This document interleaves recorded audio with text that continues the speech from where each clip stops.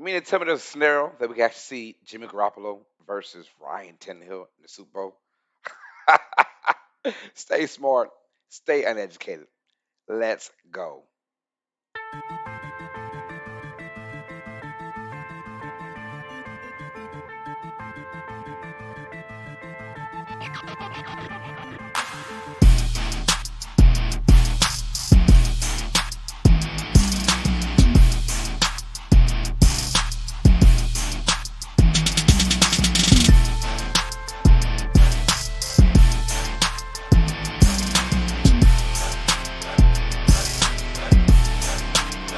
Welcome all sports fans, everyone across the nation. This is Uneducated Sports Talk.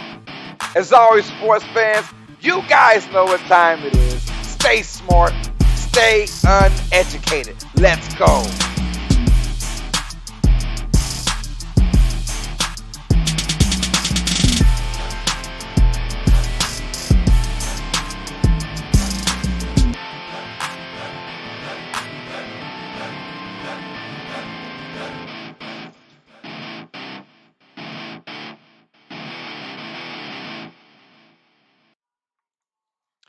Welcome all sports fans, everyone across the nation. This is Uneducated Sports Talk. I'm your host, Carlos Clayton, with the lovely PJ Miss Phyllis Jr. What's up, girl? I'm excited as well. That's right. Says she's very excited, y'all. Guess what? I kind of got my voice back, man. First of all, before we get started, y'all, I want to thank y'all for those six awesome wild card weekend games we did, including Monday Night Football, Cardinals, and the Rams. You guys made it happen, man. We hit all of our goals. Everything that we said we were going to do, we did it, you guys. Thank y'all for the love and the support for all six wild card games. That was a great moment, and that's just the tip of the iceberg for this channel, you guys. You guys did it all for your boy, man. I appreciate that. Me and PJ, we loved it, man. Diego is in the building. Says Buffalo all the way this time. That's right. And I got 43 KGC says P. Don't know what that P stands for. It could mean anything, but he did say P. Yo, what is good, y'all? Hey, uh, but once again, I want to thank y'all because you guys made that stream for all those wild card games. That stream pop, man. Diego, you included, bro. I want to thank y'all for the love and support, bro. I mean, from the start, from Saturday doubleheader to Sunday triple header to the single game of Monday Night Football, y'all. It was wonderful, y'all, and we had a blast. You guys made it pop, man. So I want to thank you guys first of all for making Uneducated Sports Talk a very highly recommended show to watch.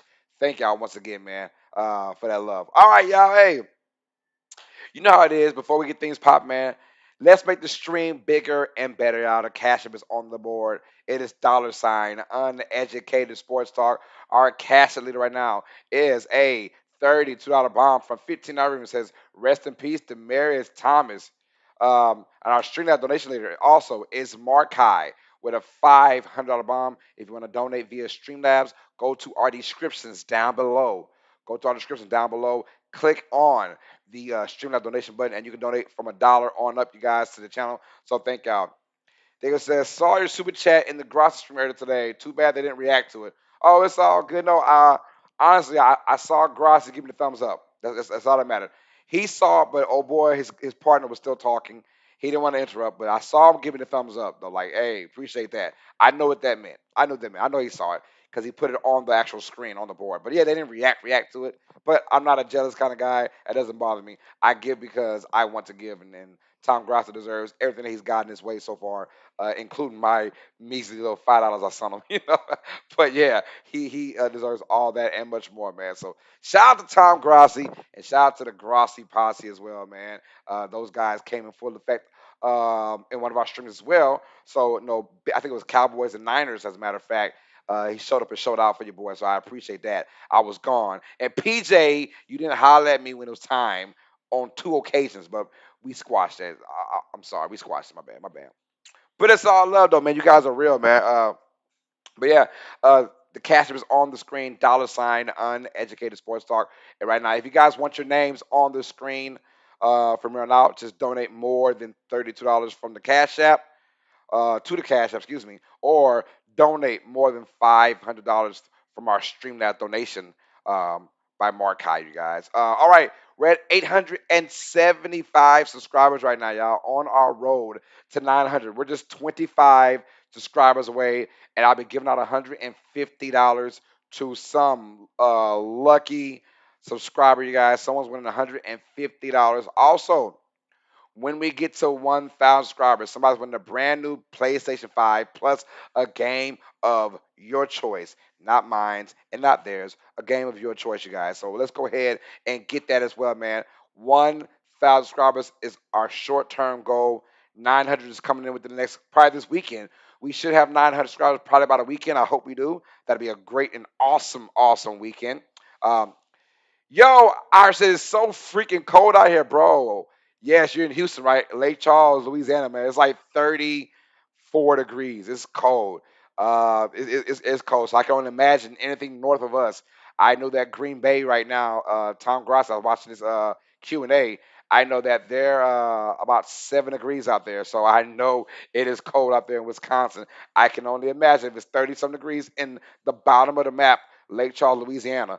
I can only know is about everywhere else minus the West Coast is probably going on about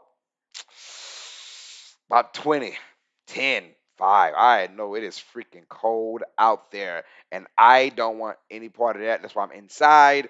I mean, I love the cold. I'm a cold guy rather than the cold than the heat, honestly.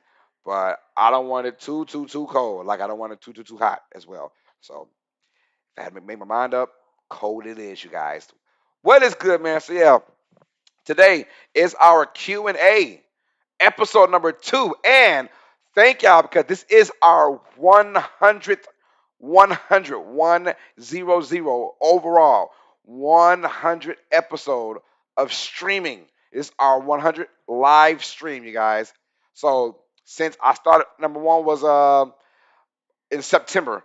Early September was our first ever live stream, our week one predictions, picks and predictions, y'all.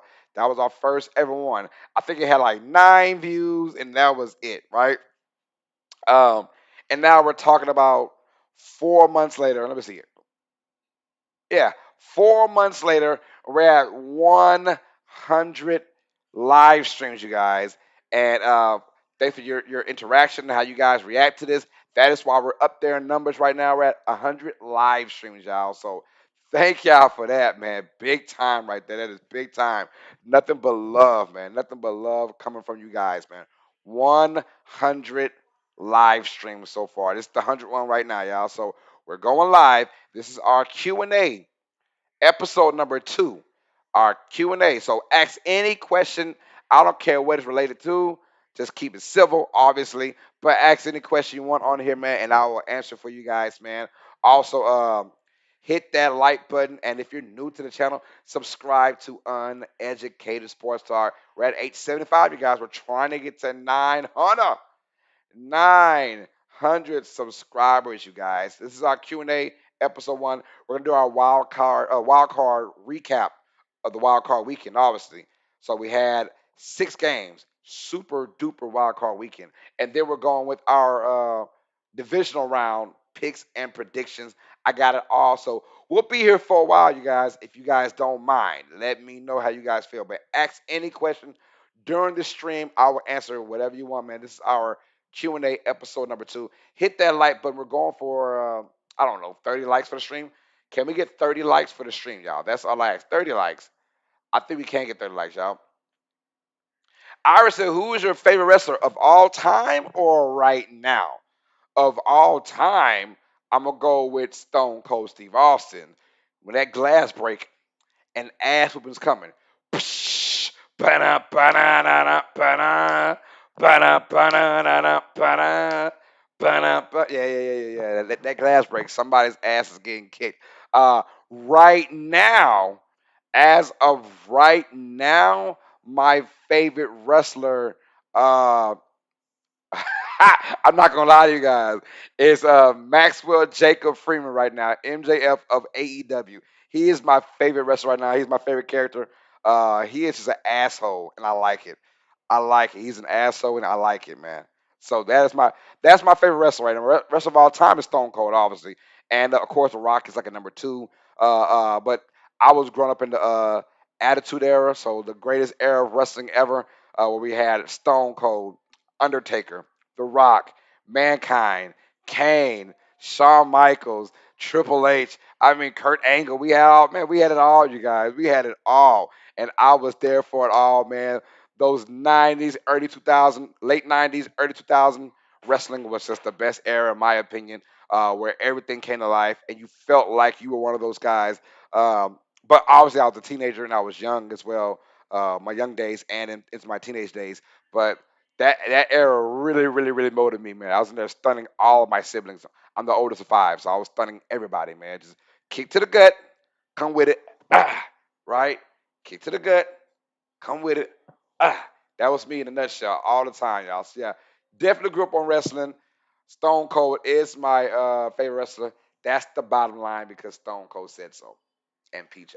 So yeah, thanks for the question, bro. Yeah, but no, hey, ask me any question, you guys. Any question that comes to mind doesn't bother me, y'all. Just keep it civil, like I said, and I'll answer any question on here, bro. It's our Q&A, episode number 2. We're here to relax, sit back. Matter of fact, I'll wait till we get about 8 viewers, maybe 8 or 9, and then we'll see what we're drinking on, what we're sipping on. But hit that like button. I'm gonna say our goal is 30 likes, y'all. We'll go for 30. We will go for 30 right now, y'all. Go for 30 likes for the stream. Right now, I believe we have 5 so far. But yeah, 30's on the horizon.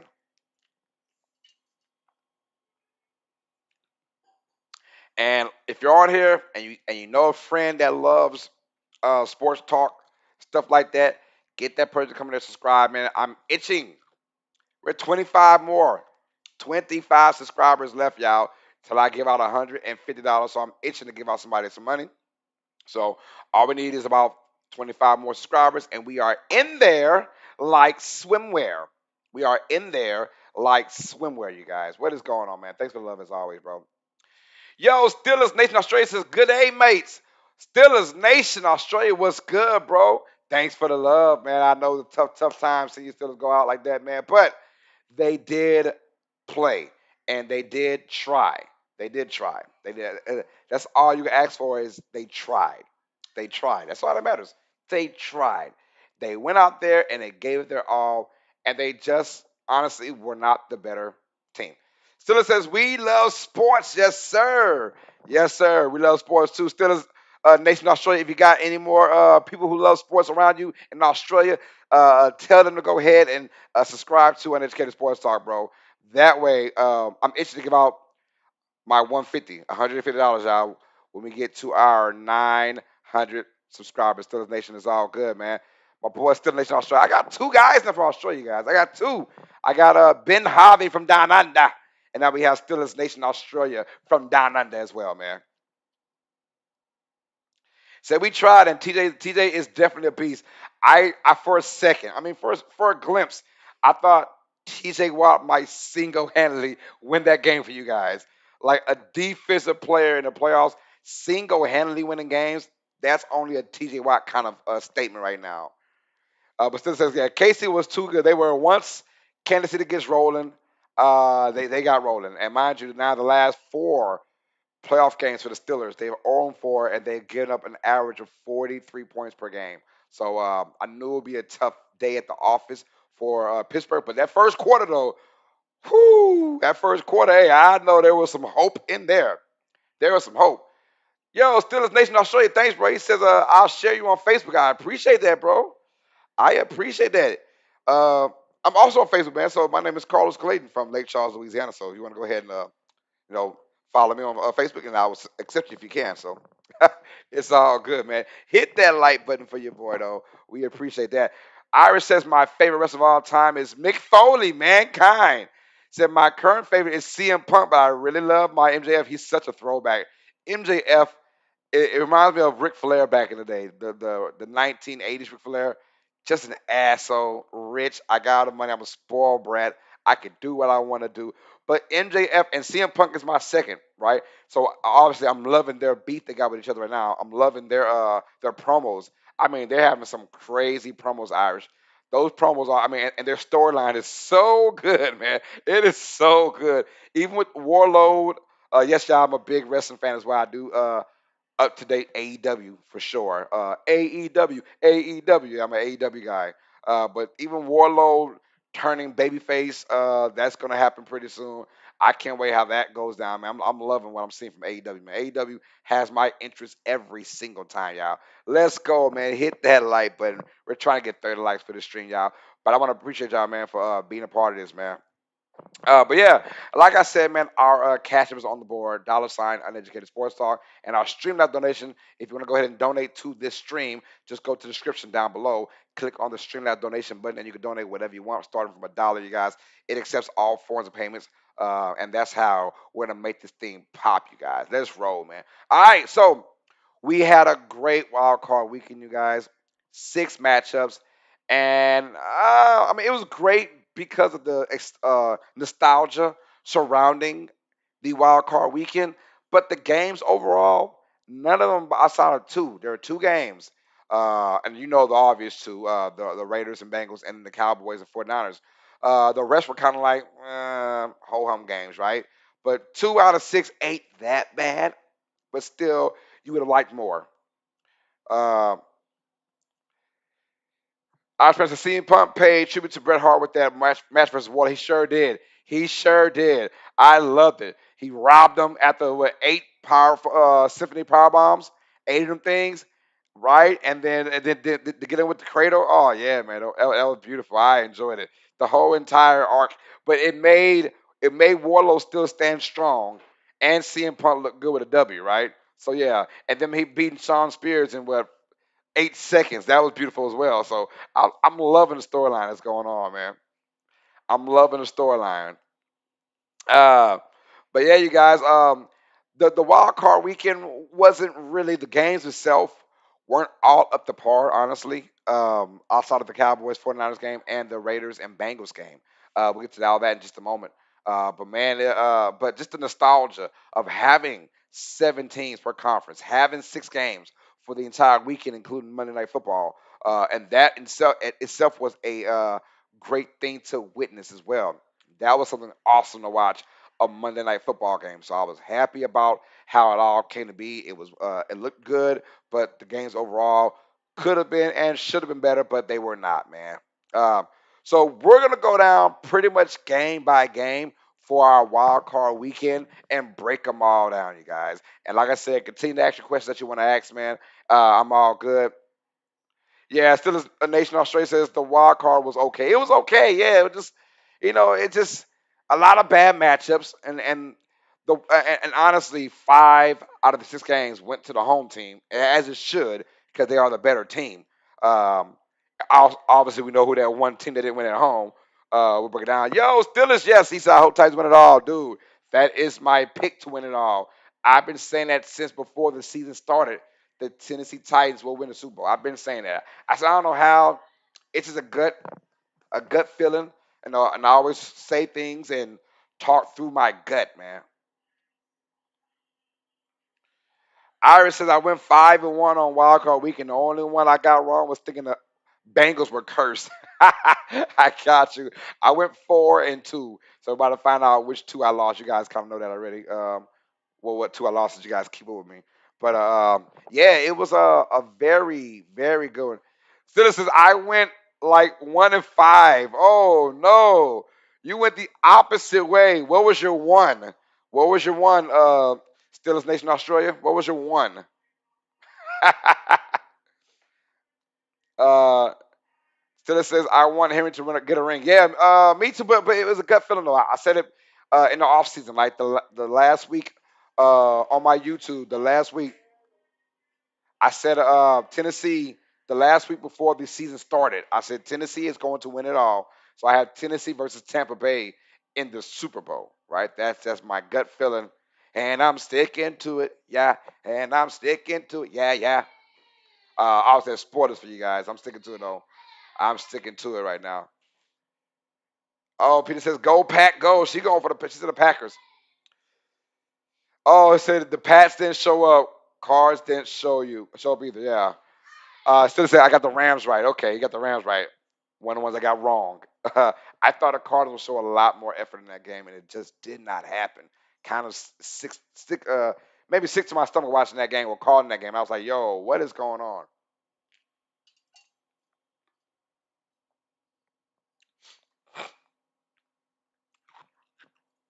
All right, yeah, let's get into it, man. Hey, so my picks this week are going to come with a disclaimer. Irish, what are your disclaimers, man? What are your disclaimers? He says it's gonna come with a disclaimer. What does that mean? Yeah, I was losing my voice. Honestly, at work, I didn't speak for like 3 days. I didn't speak on Tuesday, Wednesday, or Thursday. I mean, I spoke if I had to, but if I didn't have to, I wasn't speaking to anybody, man. I was quiet, quiet, quiet, trying to preserve my voice, and my voice feels a whole lot better now. So, I'm back to this now. Mind you, guys, before we get started, we do have two games on tomorrow. I'll be doing them both, you guys. So we're doing Bengals versus Titans. I'll be on at 3:20 p.m. Central Time. And then we have our late game, the 49ers and the Packers for Saturday night football. I'll be on at 7:20. I'm sorry, not 7:05 or 7:10. One of them, 7:10 p.m. I think it's 7:10 p.m. Central Time. It's on. It's on the YouTube. So go to the notification bell, hit that all button, so you'll be notified every time we're going live. You'll always be updated before anybody else, you guys. And also on Sunday we have two games as well. First game is going to be what's that? The Bucks and the Rams at I'll be on at 1:50 p.m. Central Time, and then we have the Chiefs and the Bills will end it up for us, you guys. And I'll be on at 5:30 p.m. Central Time, man. Let's go, man. My picks were okay. So I'm picking the Bills because I picked them to go to Super Bowl before the season started, but I think the Chiefs will win. That is a definitely big disclaimer right there. Yes, sir. What's up, guys? I see we got people on here, man. Hit that like button for your boy, man. We are getting ready to go ahead and start breaking down our wild card weekend. And three, two, one. Let's go, y'all. Wild card weekend. First on the docket, we had the Las Vegas Raiders going to Cincinnati, and this game was a good one, y'all. The Bengals won this one 19-26. Said Diego said that game is 50-50 the Chiefs and Bills. I bet it is. I'll let you guys know who I picked in just a few minutes, probably 30 minutes from now, you guys. Diego, what's good, man? Thanks for the love. Y'all guys, hit that like button for your boy, man. But let's break down Bengals versus Raiders. This was Derek Carr's first ever playoff game, and of course, Joe Burrow's first ever playoff game as well. Um, and both these guys, they did enough. They did enough in my eyes. And the better team won. The team that we picked the Bengals to win 24-20. They wound up winning 26-19. Cincinnati has found their number one receiver in Jamar Chase. He's going to be good for years. And of course, they have T. Higgins and Tyler Boyd. T. Higgins didn't really have a big game. Tyler Boyd did have a touchdown that should, in reality, not have counted. They made a big deal about the whistle being blown. I don't mind, honestly, that the whistle being blown and the play stood. I don't mind because the whistle had no effect on the play. Now, in reality, by the rule book, you got to go with the rules. So, and you think about that touchdown, yeah, it may or may not change the game. Maybe the Bengals settle for a field goal because it was a third down play. Maybe they settle for a field goal. Maybe they get a turnover. Who knows? We don't know. But the whistle being blown, I'm glad, one, it did not affect the play because of the touchdown regardless. But shame on the referee. What were you seeing on that play? Joe Burrow clearly was nowhere near out of bounds. They blew the whistle because he thought he was out of bounds. But so Raiders fans like, well, that shouldn't have counted. I'm like, yeah, I get that. I get that, but the whistle did not affect the play, right? Whether he was out of bounds or not, it was still a touchdown. Whether the whistle blew or not, it was still a touchdown. Let me say that. Whether the whistle blew or not, it was still a touchdown. So we're going to move on from that part. But the Bengals, that front four played good. Trey Henderson was all over Derek Carr, although Derek Carr had a good game. But Derek Carr and that team just don't have enough big time weapons. Darren Waller has had a back injury pretty much all season long, so he's been in and out the lineup all year. Your best receiver is Hunter Renfro, and he's a really good receiver. His route running, but he's not as big, physical, strong receiver. But nonetheless, though, he gets the job done. But Josh Jacobs didn't really have this crazy, crazy year like you would want, which means the O line did not really play very well for the Raiders, particularly in this game. I figured if the Raiders were going to win this game, Josh Jacobs had to get about 20 to 25 carries, over 100 yards rushing, and piling a touchdown or two as well for the Raiders to win. That did not happen. Bengals came in, and I do like the fact that Jamar Chase. I mean, he is big time. He is big. Jamar Chase is big time, and there are a bunch of guys that was like, no, no, no, don't get a wide receiver that high, Cincinnati. Get an offensive lineman. And I was like, look, if he there, you get him. You get him because you have a playmaker, and it's nothing like having playmakers on your offense. Mind you, he is a rookie, and he broke the rookie record for most receiving yards in one season. Um, so Jamar Chase is a big play waiting to happen, and he did a great job, over 100 yards receiving this game. And Bengals looking good. I mean, O line is fine. Joe Mixon looks good as well. He had a decent game, and Joe Burrow, he's 1 for 1, right? One playoff game, one victory. So now that is his defining moment. We'll find out this in tomorrow. We'll find out about Joe Burrow and what can he actually bring to the table for a better defensive team that he's going to look at in the Titans. But the Bengals do beat the Raiders 26-19. And where does Derek Carr go now? Do the Raiders keep Derek Carr, or does Derek Carr find other options? Does he feel like this Raiders franchise is growing? Mind you, guys, they are right now in search of a new head coach because of the firing with John Gruden. Their interim coach right now, he just had a interview today, I believe, for the Raiders to keep his job. Will he keep it? I'm not quite sure. I do believe the Raiders go another route though. They go another route for that game for the season. I mean, but shout out to Zach Taylor. The Bengals were in the doormat, right? Doormat for years, man. And we thought that they had kind of rose with Carson Palmer. Obviously, he has that deadly ACL injury against Pittsburgh in that playoff game, and the Bengals were never the same. It took them another 10 years to get what they were to get to. Well, now things were looking up for Cincinnati. They actually got guys in the offseason, and now they're a team to reckon with. They might be a team that can be attractive to go to now if you're a star player. So the Bengals are only going up as we speak, you guys. I'm loving what I'm seeing for Cincinnati now. They win 26-19, guys. 26-19 over the Las Vegas Raiders. They will move on. Our next game on the docket, one that I got totally wrong, you guys. Totally wrong. The Buffalo Bills defeat the New England Patriots by a score of 47-17. Y'all, this Buffalo team, I don't know if it was an admiration of just the Patriots for one game just not having it, or the Bills are that damn good. I don't know. I can't decipher, right? Was it one of those weird games the Patriots just didn't bring it? Or is Buffalo finally saying enough is enough? It's time for Reggie to talk about yo mama, right? No, I mean, did the Bills say, you know what, we're sick of this, you guys? Uh, Tom Brady, no Tom Brady. We are now the beast of the AFC East. So I'm wondering, was that like, you know what, it's time for us to give you guys an ass kicking? I'm wondering about that. Like, did they finally say, you know what, enough is enough? It's time for us to uh, uh, be the big bullies in the block. And this made a statement. This was a statement win, not just to the AFC East, because now the Bills might be running that thing for the next 4 or 5 years, but this might be a statement win for the NFL, the entire NFL. If Josh Allen and that running game, if they play like this every game, obviously they're gonna win. Now we did know that the Patriots offense isn't the best, right? We know that Mac Jones, a rookie, and he had a decent year, much better than guys like Zach Taylor and yada yada yada, right? But he had a really decent year.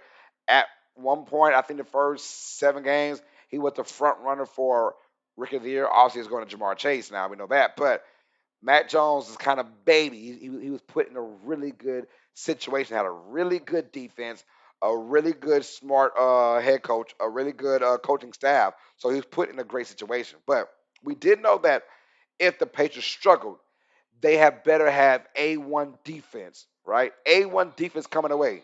They better have that. And it did not happen. This team The Patriots only go as their defense goes.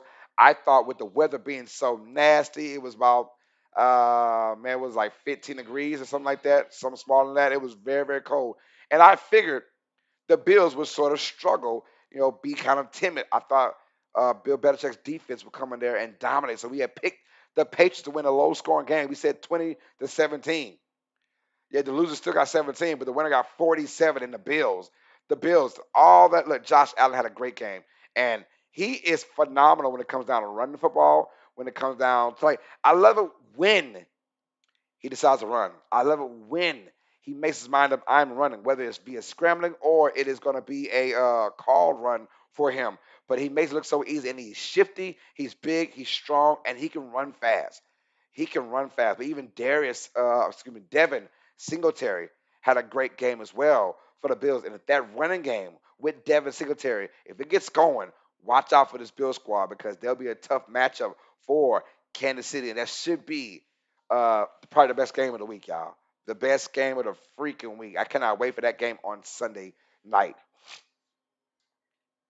But yeah, in this game though, Josh Allen did it via leg, via throwing. I mean, he had no issues. It looked rather easily. It looked they looked flawless to a certain extent against the Patriots. And the Patriots in 2 games have given Josh Allen hell, right? Not this game. Everything came easy, and you felt that from the beginning, right? You felt that from the very first drive with the Bills when they went up on top. And I said to myself, if the Bills go by 2 scores, this game is over with. The Patriots just all season haven't really done that, haven't given up uh, uh been down by a 2 score lead, right? Only on certain occasions, and they've lost all those games. Obviously, the Bills are built to beat the Patriots. They are built to beat them now. Like the way it looks, yeah, they're definitely built. So you wonder for New England's sake. I mean, they're gonna have a long time, but is Mac Jones the guy? And I mean, I'm not going. I think he is a guy. He is a guy. I'm saying that he's a guy, but people are going to wonder. But if I'm Bill Belichick and the Patriots this offseason, you got to get some weapons. I mean, you got a core of Kendrick Bourne. If Kendrick Bourne's your best playmaker from the wide receiver, you're going to struggle. The running game is fine with Damian Harris and company. They're fine. O line is fine in my opinion, but their receivers and Kendrick Bourne and Jacob Myers, and then we have Nelson Aguilar. Like those guys aren't going to scare any defensive secondary. They're not right. They're not. So um, tight ends are good though with John Smith and Hunter Henry. They're fine. It's just the receiving core has got to get better, and I think that Bill will address that this offseason, I believe. But you don't have Tom Brady back there to dissect. Even with those playmakers, you have Mac Jones, who will be a second-year player next year. But the Bills came in there and dominated y'all. I mean, on defense, causing havoc, causing turnovers, 3 and outs. But the running game, their run defense, which scared me all year, they were putting hats on other hats, y'all, and I was loving it. This Bills defense came in there and pretty much bomb rush that Patriots running game, non-existent for the most part of that game. I loved it. I was very happy. I did say that the Bills went ahead and put their hats on somebody's head, all right, and forced Mac Jones to really pass on third and longs. The Bills have a chance, and they did that. And on top of that, they scored while capitalizing on great field position. And that is where things are different from the regular season to now. So this Bills team, are they growing in front of our eyes? I think they are, you guys. I think this Bills team is for real, for real. So yeah, our matches for the AFC. Now for round one, it's going to be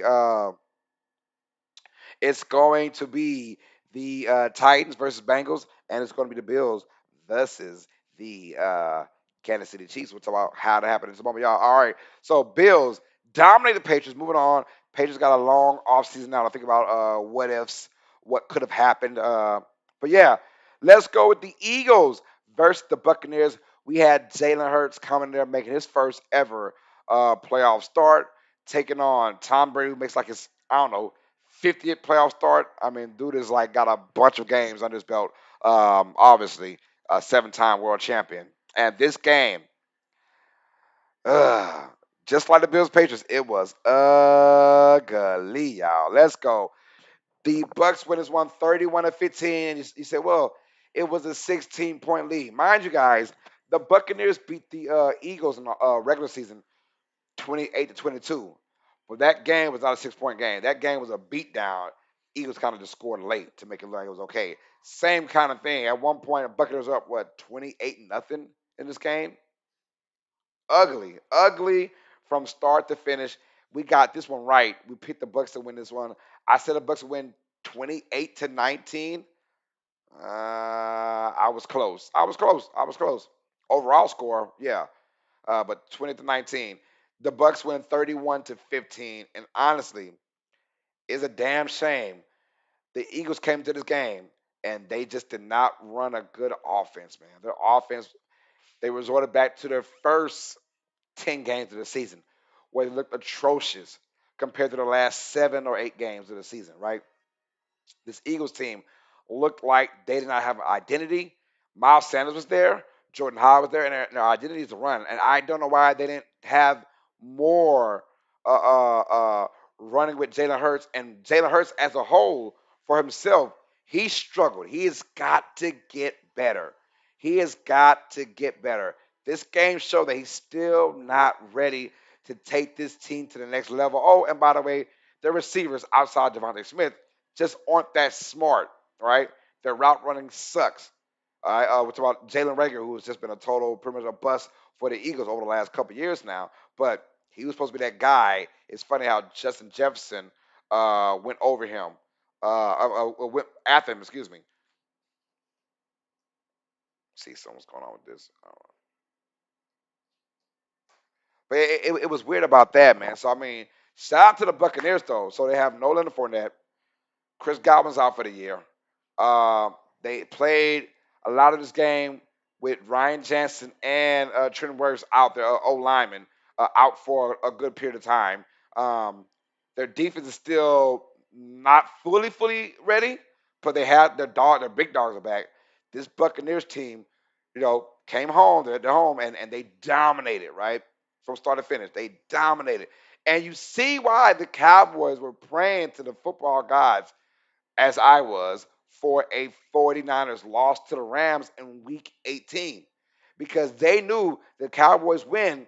They were the number 3 seed facing the number 6 seed Eagles. And they knew what type of Eagles team was coming to the playoffs, as well the Tampa Bay Buccaneers knew that this Eagles team, I mean, their defense was their calling call. Eagles, I'm saying the Eagles defense was their calling call, and they did not show up in this game. They did not. They got mollywopped on both line of scrimmages. When you talk about O line and D line, Tampa Bay Buccaneers came in there and O line beat up that D line. I mean, and we have Vaughn, the third string running back for the Buccaneers, having a field day. He had almost 90 yards rushing. Had a great day. I think his name Keyshawn Vaughn. Keyshawn Vaughn had a great day, man. So Eagles couldn't stop the run. If you can't stop the run, that means you're for sure not stopping that pass. Mike Evans had a great day too. Reassuring guys, he is still the number one overall receiver for the Buccaneers. He had a great game, even on Darius Slay. So I thought the Buccaneers, I mean the Eagles defense would at least start better, right? It did not happen. No adjustments made.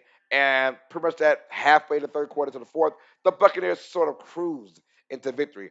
31-15, it wasn't as tightly contested as a 16-point lead. It was mainly a 20-something point lead the whole entire game, but there was no threat at all for the Eagles win this game. They're down 21 at halftime, and you knew it was over right then and there.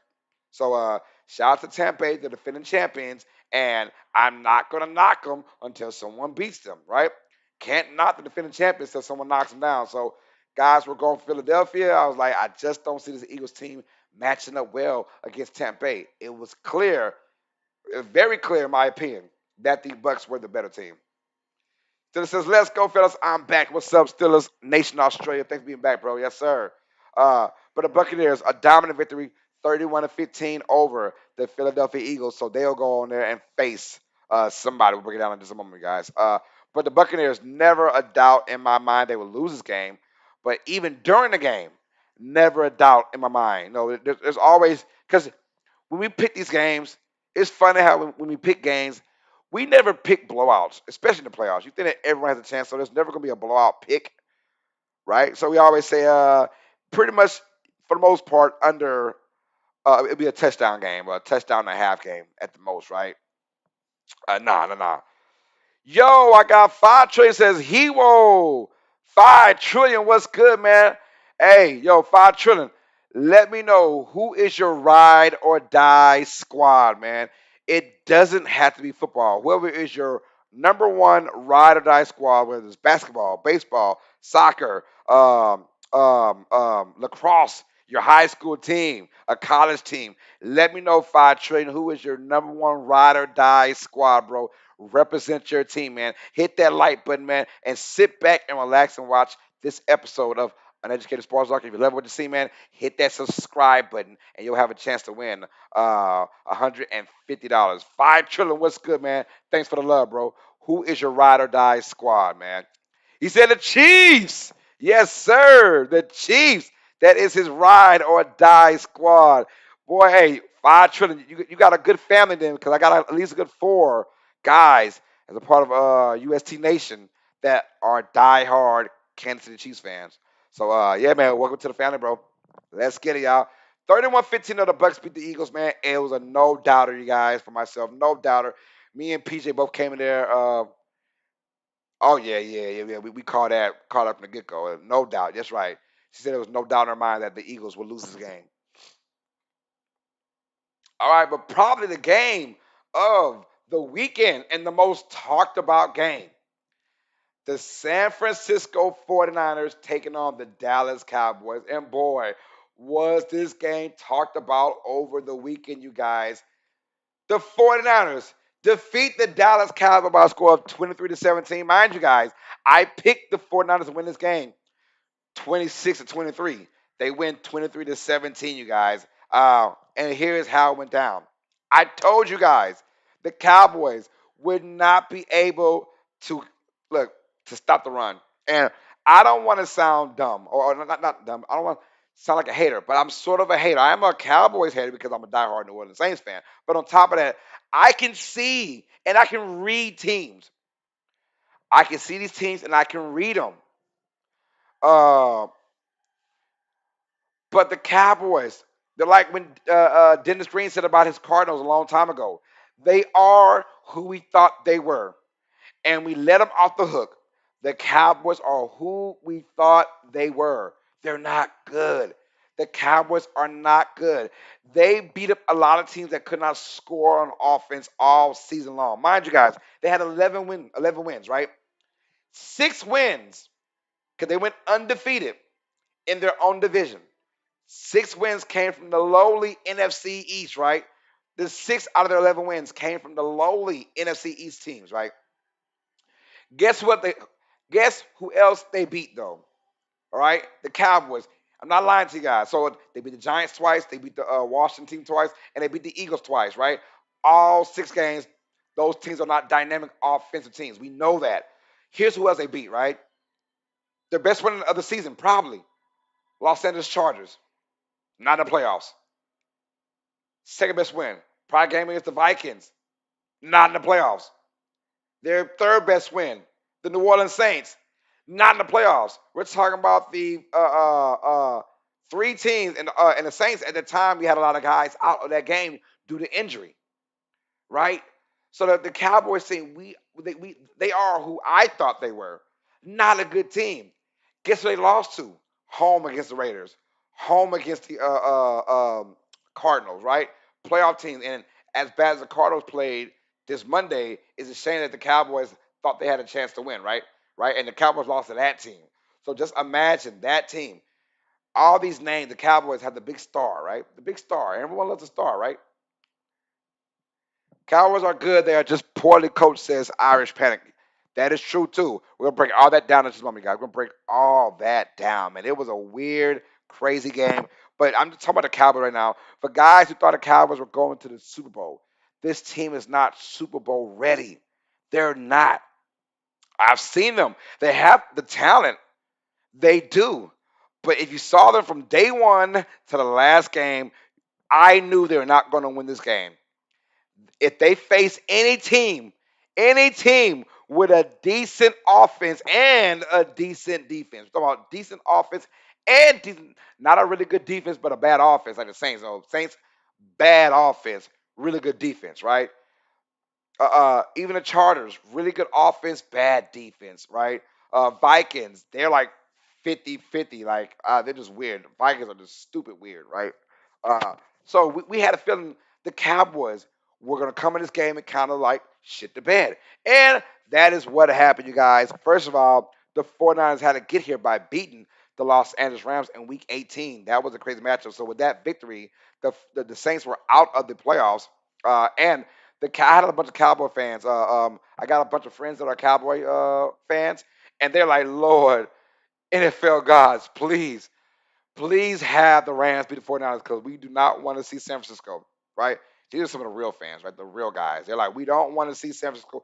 We want to see the Eagles for a third time because they knew it. They had the Eagles in the bag. They knew it, right?" So when it put up 50, like a 50, obviously the Cowboys lost to the Broncos, I believe, in Dallas as well. So I knew that coming into this game, like it was going to be tough for Dallas to win this game because one, they cannot stop the run. If a team is good, a good offensive running team, I knew it. The Cowboys just don't have that firepower on their D line. Outside of Lawrence, Demarcus Lawrence, they don't have that run stopper. Micah Parsons is a great addition to the Cowboys, and he had a great season, y'all. And he should be up there for Defensive Player of the Year. But it will go to TJ Watts, obviously. But Micah Parsons still a little thin when it comes down to stopping the run. And this team with Elijah Mitchell and Debo Samuel, the 49ers, the best thing about them is running the football in that zone read type. I said Scooter was saying the Cowboys had the second hardest schedule in the league. Scooter was lying to everybody. Scooter was lying to everybody. Everybody. Everyone. They lied to everyone. He lied. They did not have a hard schedule. They played the NFC South. That's the Saints, Falcons, Panthers, and Buccaneers, right? Say no, no, no, no, no, no, no. And then they played the AFC West, where they lost to the Chargers. I mean, lost to the Chiefs, lost to the Raiders, and lost to the Broncos.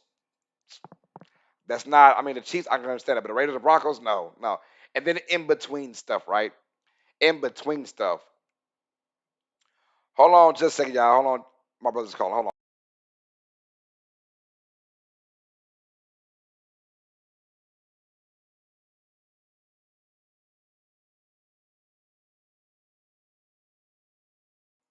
Sorry about that. I had a little family business for half a second, you guys. But yeah, but the 49ers came to this game, y'all, and I knew their style of offense. Now, mind you, let's say the Rams did win against San Francisco in Week 18, and it was the Cowboys versus the Eagles. I was definitely going with the Cowboys because the Eagles are just not that good, right? And the Cowboys have had their number pretty much for the last 2 years now, so I knew that. But the 49ers, they pose a bigger threat to the Cowboys. That zone running game and Elijah Mitchell. I mean, he when he gets going, he is a big back with some moves, man. And mind you guys, him and Tom Brady were definitely reasons why I won fantasy. Ooh, thank you, Elijah Mitchell and Tom Brady for your contributions to Uneducated Sports Talk. I won $1,200 on that one, man. But anyways, but the Cowboys were not ready for this, and I spoke upon it. Debo Samuel's now the new position. He is the wide back, playing wide receiver and running back, and he adds another dimension.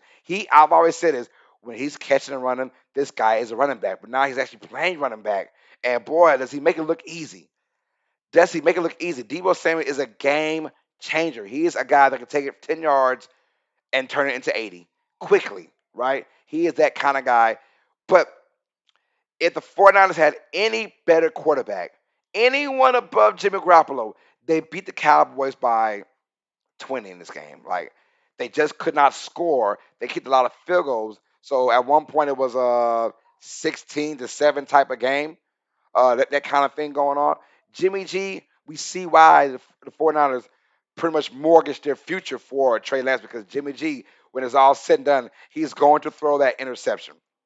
At one point, they're up 23 to 7 in this game, and it looked bad going for Dallas. But thanks to Jimmy G and Dak Prescott, he seems to only play very good when you're down by 16 or you're down by a big margin. And he's got to get his what I call garbage stats, right? So, and throughout his entire career, garbage stats for Dak Prescott. Like, he'll throw you 300 passing yards, but he'll give you about 150 in the fourth quarter. I said the only good team the Cowboys beat were the Pats, and that was before the post season hit before they hit their stride. Okay, yeah, before the Pats hit their stride. You're right. You're right. That Patriots team still wasn't good. I mean, they were okay on defense, but they were nowhere near good on offense, and the Cowboys beat them. And still, they won in overtime in that game. So that let me know too. And it was it in New England? I believe was it in New England? I believe so. That was a decent win. Uh, that was that extra bonus game, the ninth game, the 17th game. That's why the Patriots played the Cowboys. Master Podcast says, Uneducated Sports, man. What's up? It's Master Podcast here. Keep grinding. Nice to see you go live. Oh, Master Podcast. What's good, bro? I already told y'all, I already told you we're going to link up after the Super Bowl. We're going to link up, bro, for sure, man. If you guys are in love with the New Orleans Saints or just plain old football talk, my boy Master Podcast is on the stream right now. Subscribe to this channel, guys, if you love it. If you love NFL talk, man, and you will see me on this podcast a lot more after the Super Bowl. We're gonna link up, you guys. So stay tuned for that. UST and Master Podcast is in there, man. Hit that like button for your boy, man. What is good? I appreciate that. We're going for 30 likes, by the way. 30 likes for the stream. We're going for 30 likes, you guys. Not asking for a lot of likes, just 30 likes, y'all. We can't get there. We'll be talking a lot. This stream might go on about an hour and a half, maybe 2 hours, you guys. So stay tuned with your boy, man. Let's go, man. And thank y'all. Right now, we are about to hit 2,000 hours watched, y'all, of live streaming. 2,000 hours. I should be having that done by the time the Super Bowl is finished, y'all. So we have 2,000 hours of live streaming being watched. So I appreciate that from you guys, man. Yes, sir. All right, but the 49ers won this one, 23-17. All right, it went down to the end where they needed 10 yards, right, for a first down. They run a reverse with Debo Samuel. It tells you how bad or how undisciplined this Cowboy defense is. It was 3rd and 10, and it was obvious the 49ers were going to run the ball, but they had to get somewhat cute and creative. And they went with reverse to Debo Samuel. And Samuel almost got the first down. Matter of fact, it was originally called a first down, but then it did not happen. They reviewed it, and he was about a half a yard short. And so the 49ers went for it on 4th and inches, got the first down, but Trent Williams, thanks to Jimmy Garoppolo, was not set when they snapped the football. So 5 yard false start penalty, had to punt it. We still gave the Cowboys a chance with about 30 seconds. And as Dak Prescott does best, he gets garbage stats. So he threw it for about 30 yards to the sidelines. But then 14 seconds left. I mean, I know you guys heard it already, but we can go ahead and go over it again. 14 seconds left. Dak Prescott has the football. And for some reason, no timeouts.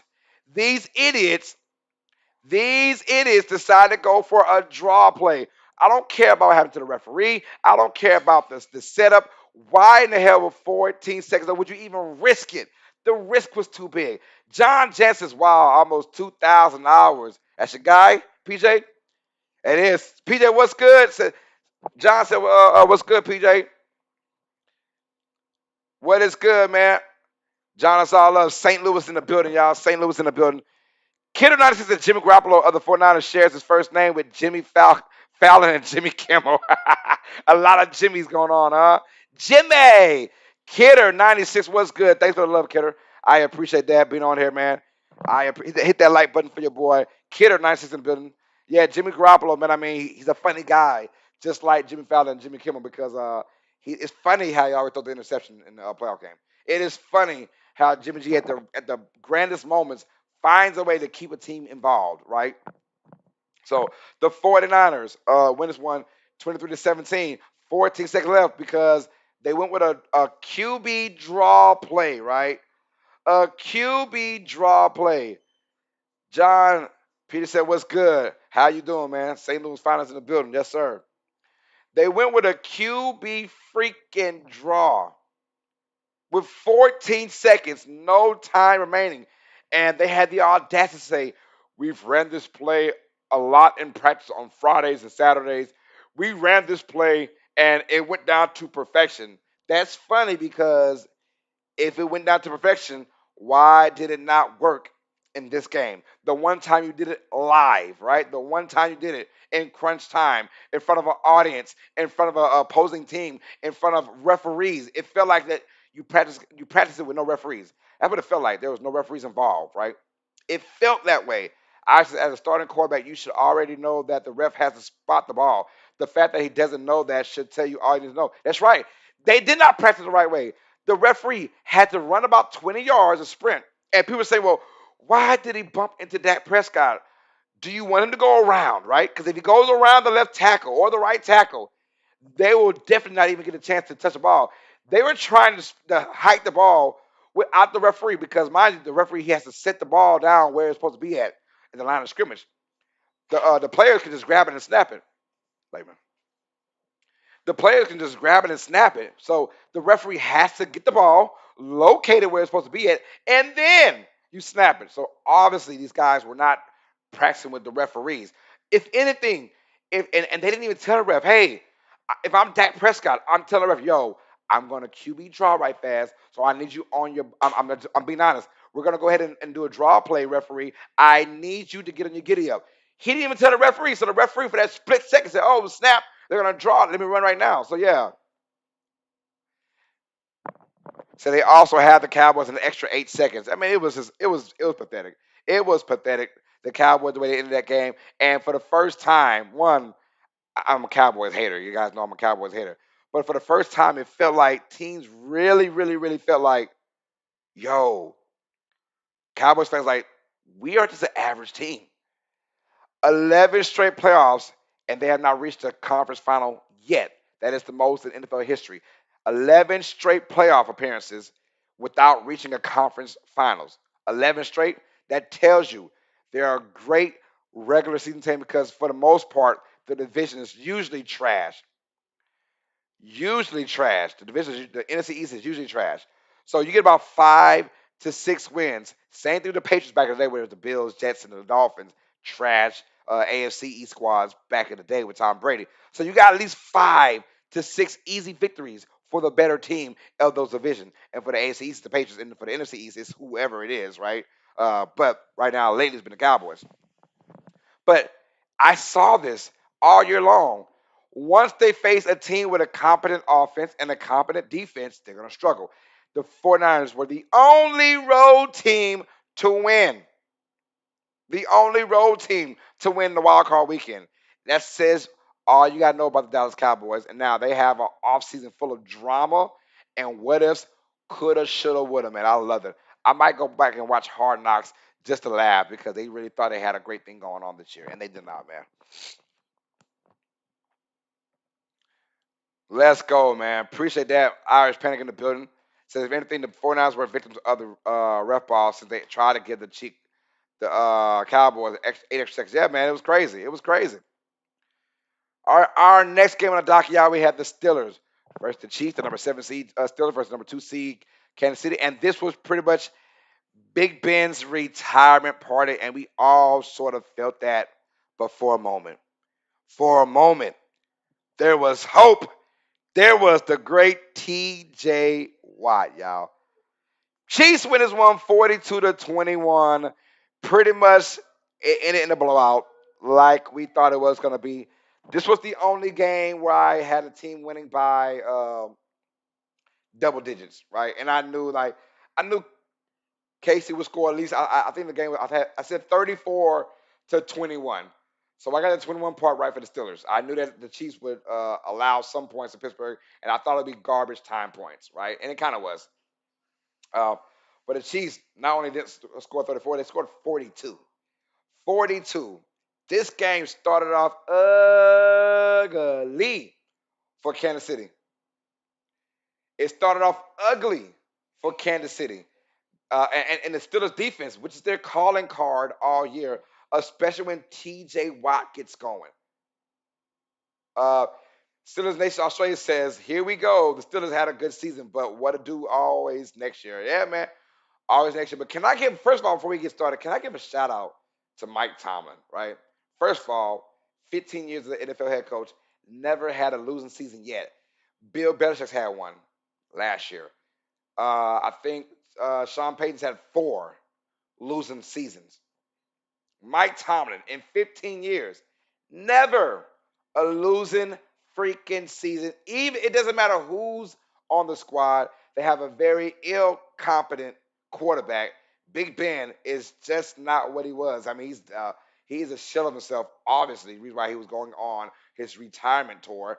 I still think Big Ben stays in the NFL but plays for somebody else, not Pittsburgh, right? Um, Obviously, I think Pittsburgh Irish. He says, "I wonder what the Steelers are going to look like next season. Who's going to be their quarterback?" I do believe Pittsburgh makes a hard bargain.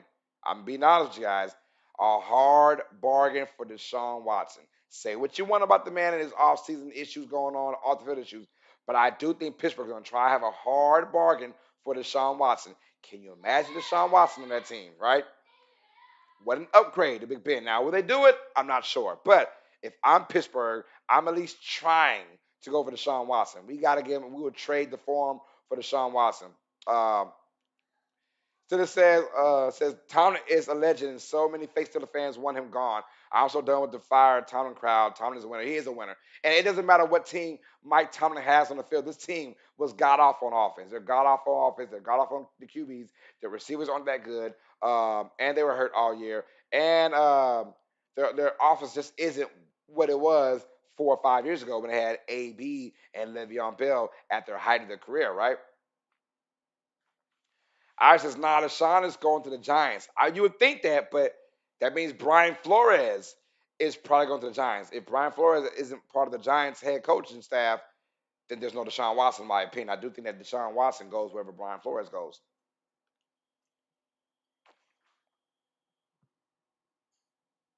So we'll see.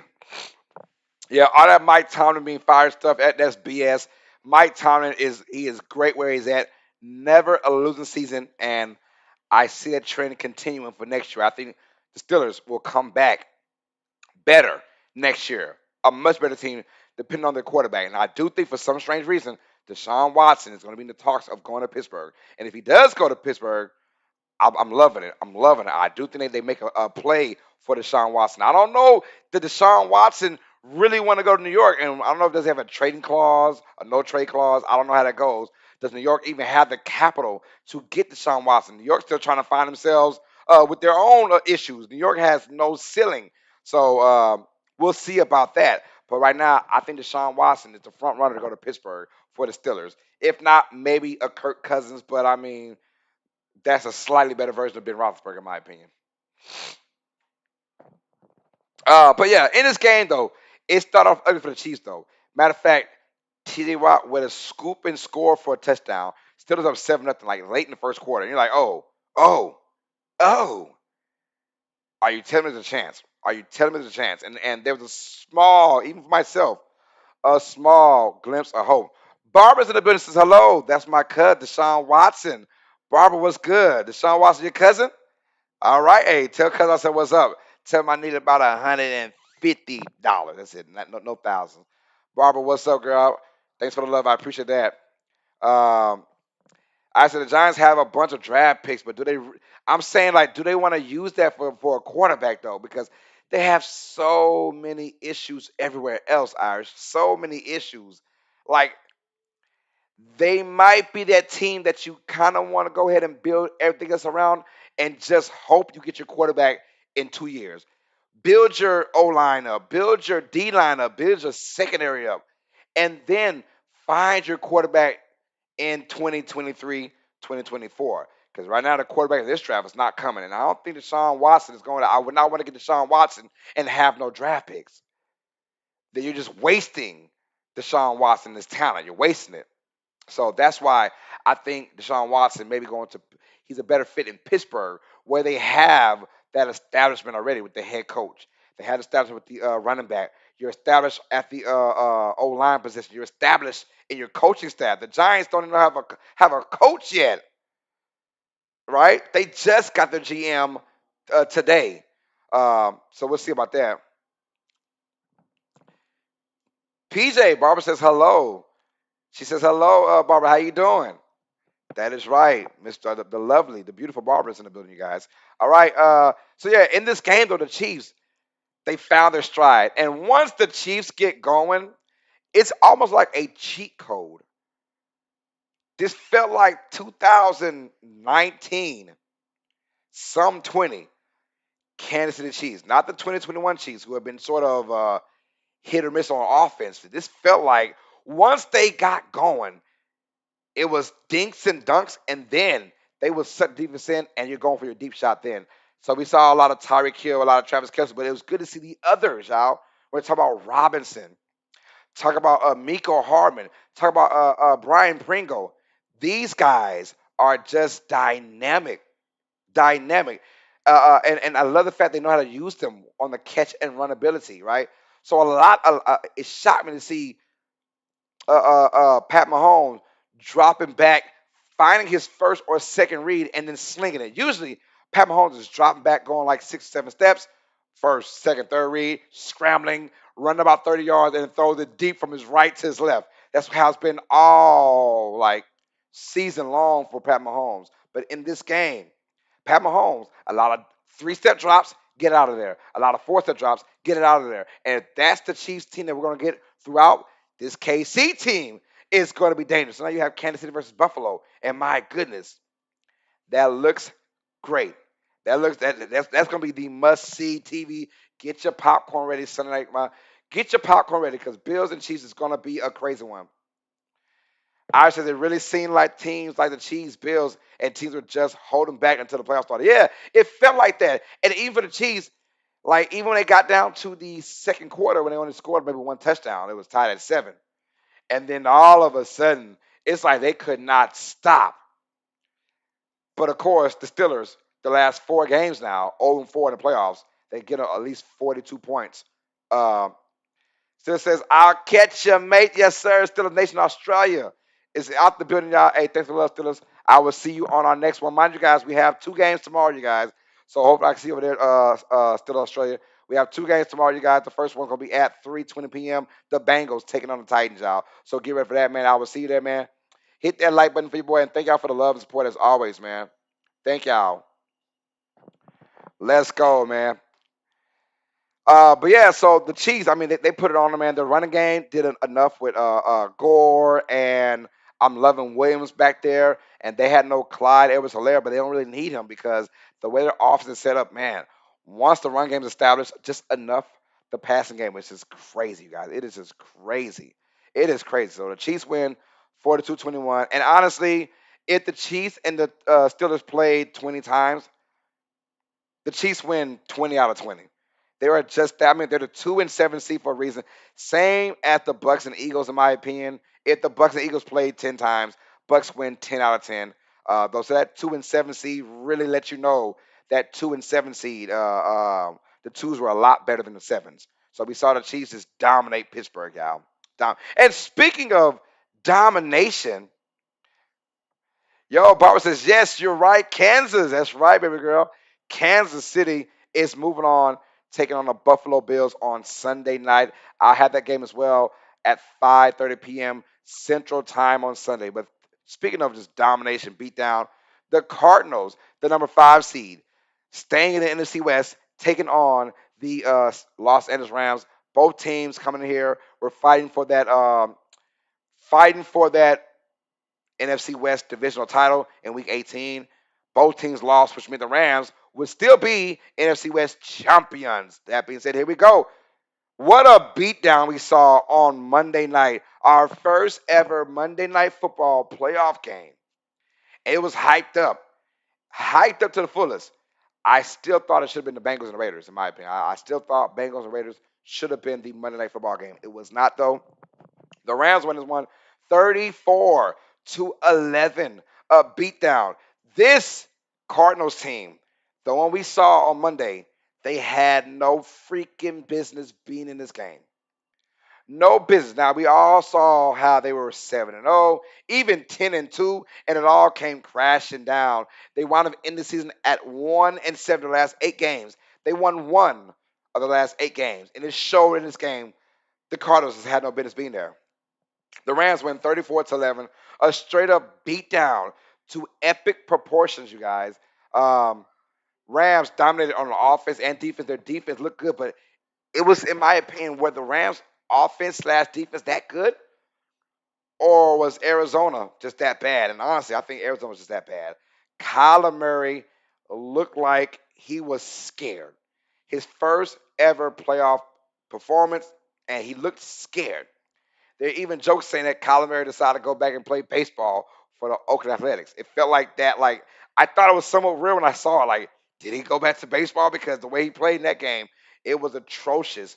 If you're a Cardinals fan, you're pissed off at your team. Yes, you have no DeAndre Hopkins. J.J. Watts made a return in this game, and he had somewhat of an impact in that first quarter, right? But I thought they should put Cowboys versus 49ers on Monday night.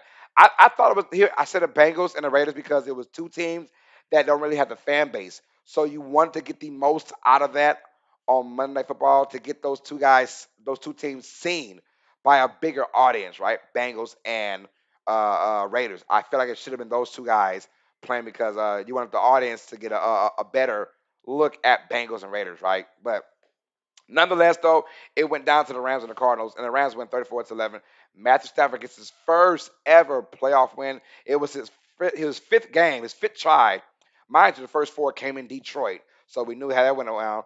L's Train Tuba 501 says, "Hey, L's Train, what is good, man? Hit that like button, bro. Thanks for the love, man. I appreciate that, man. This is our Q&A, man. Ask any question you guys want.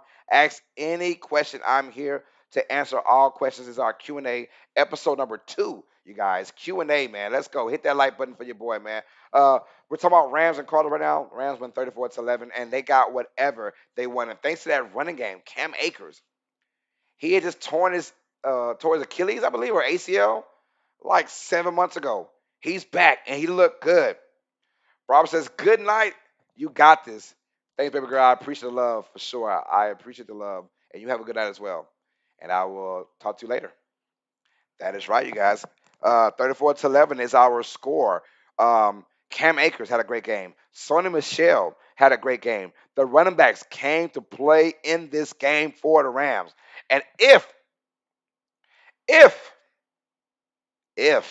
that running game can be effective for the Rams, they will win a lot of games. But my only problem was them losing in week 18. It made them go down from the 2 seed to the 4 seed. So with this win, they'll be on the road against Tampa Bay, and that's where things get a little bit dicey for me. El Train says, for the division round, will the Packers beat the 49ers? You got to wait and see, brother. You got to wait and see. I'll get there in just a moment. I will get there. Just a moment. This is our wild card recap. We're on the last wild card game right now, and we're going to break down the divisional games in just a moment. So, yes, sir. Stay tuned. I'll get there about the next 10 minutes. We'll get there. The Rams beat the Cardinals 34-11. What a statement win by Los Angeles, but I do believe them losing in Week 18 really hurt them because instead of hosting Tampa Bay, now they're going to Tampa Bay and get the Cardinals out of there. Uh, who thought that D Hop being gone, Nuke Hopkins being gone, would be that drastic to this team, right? I didn't think so. Not that drastic. You had AJ Green, Christian Kirk. You had Chase Edmonds. You had James Conner in the backfield. You have Zach Ertz. I felt like this Cardinals team should be better. The quarterback, who we thought was not an issue, became the issue. Kyler Murray was very indecisive in this game. The Rams made him play. He had some just ill-advised throws, a pick six from his own end zone. It was ugly. The Rams dominated from start to finish, and that wraps up our entire weekend, y'all. Wild card weekend wrapped up. 2 games out of 6 were good. The other 4 were just kind of hard to watch and try call them from my aspect as well. I call those games. That was tough to watch, man. So um, but the Rams, nonetheless, though, home field advantage for this game. They're down to a home field advantage now. They win 34-11. Rams win by what's that? By 23. Just a dominate. They just dominated that game. And I picked the Cardinals to win this game. Yeah, shame on me, y'all. Pff. Shame on me. Shame on me. But I know you picked the Rams to win. I know that. I know that. You got to keep bragging about that. I know you did. I picked the Cardinals. I'm sorry. I thought the Cardinals would just come out there on fire. I says Kingsbury did not have them ready to play, in my opinion. You're right look, you're right about that. I think Kingsbury could have done a better job of getting his team prepared, and he did not. He did not have this team prepared at all. That's a good point. That's a good point. And he's one of those guys. He's not a rah rah kind of guy. I mean, he'll cuss you out in a second, but he's not a rah rah guy. So I think in this game you had to get your people together, man. Get your people together. Get them working. Get them hyped up, and especially your quarterback, your franchise quarterback, his first ever playoff game. He looked scared. He looked scared. Yeah, L's train 2 for 5 says wild card rounds. Most of the games were shut out. Well, I guarantee, well, not guarantee y'all, but I have great faith and great belief that this divisional round is going to be great from start to freaking finish. Y'all, let's get into it, man. All right. So we have 4 games, the final 8, you guys. It's the final countdown.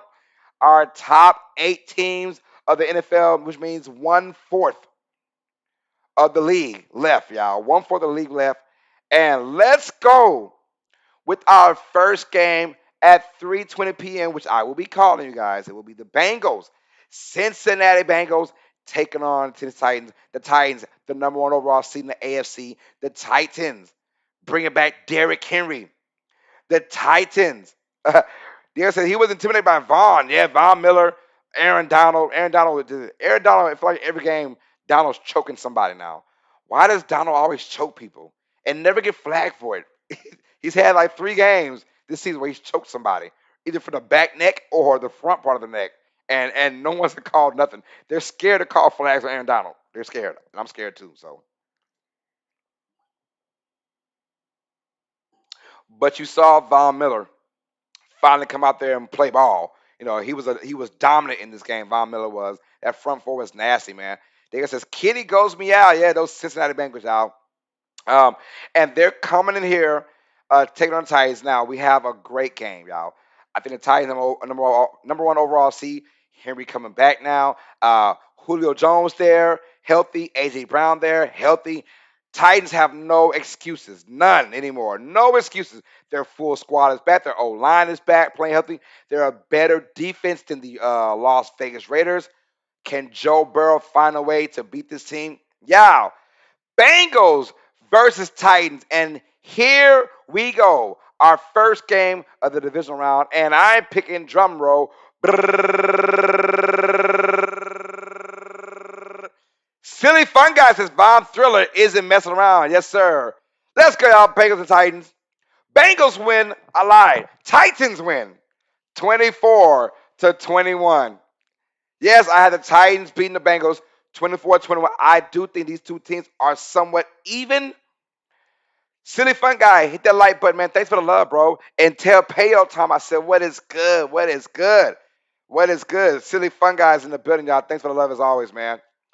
Yeah, Von Thriller isn't messing around. Von, he was a beast, man, in that game.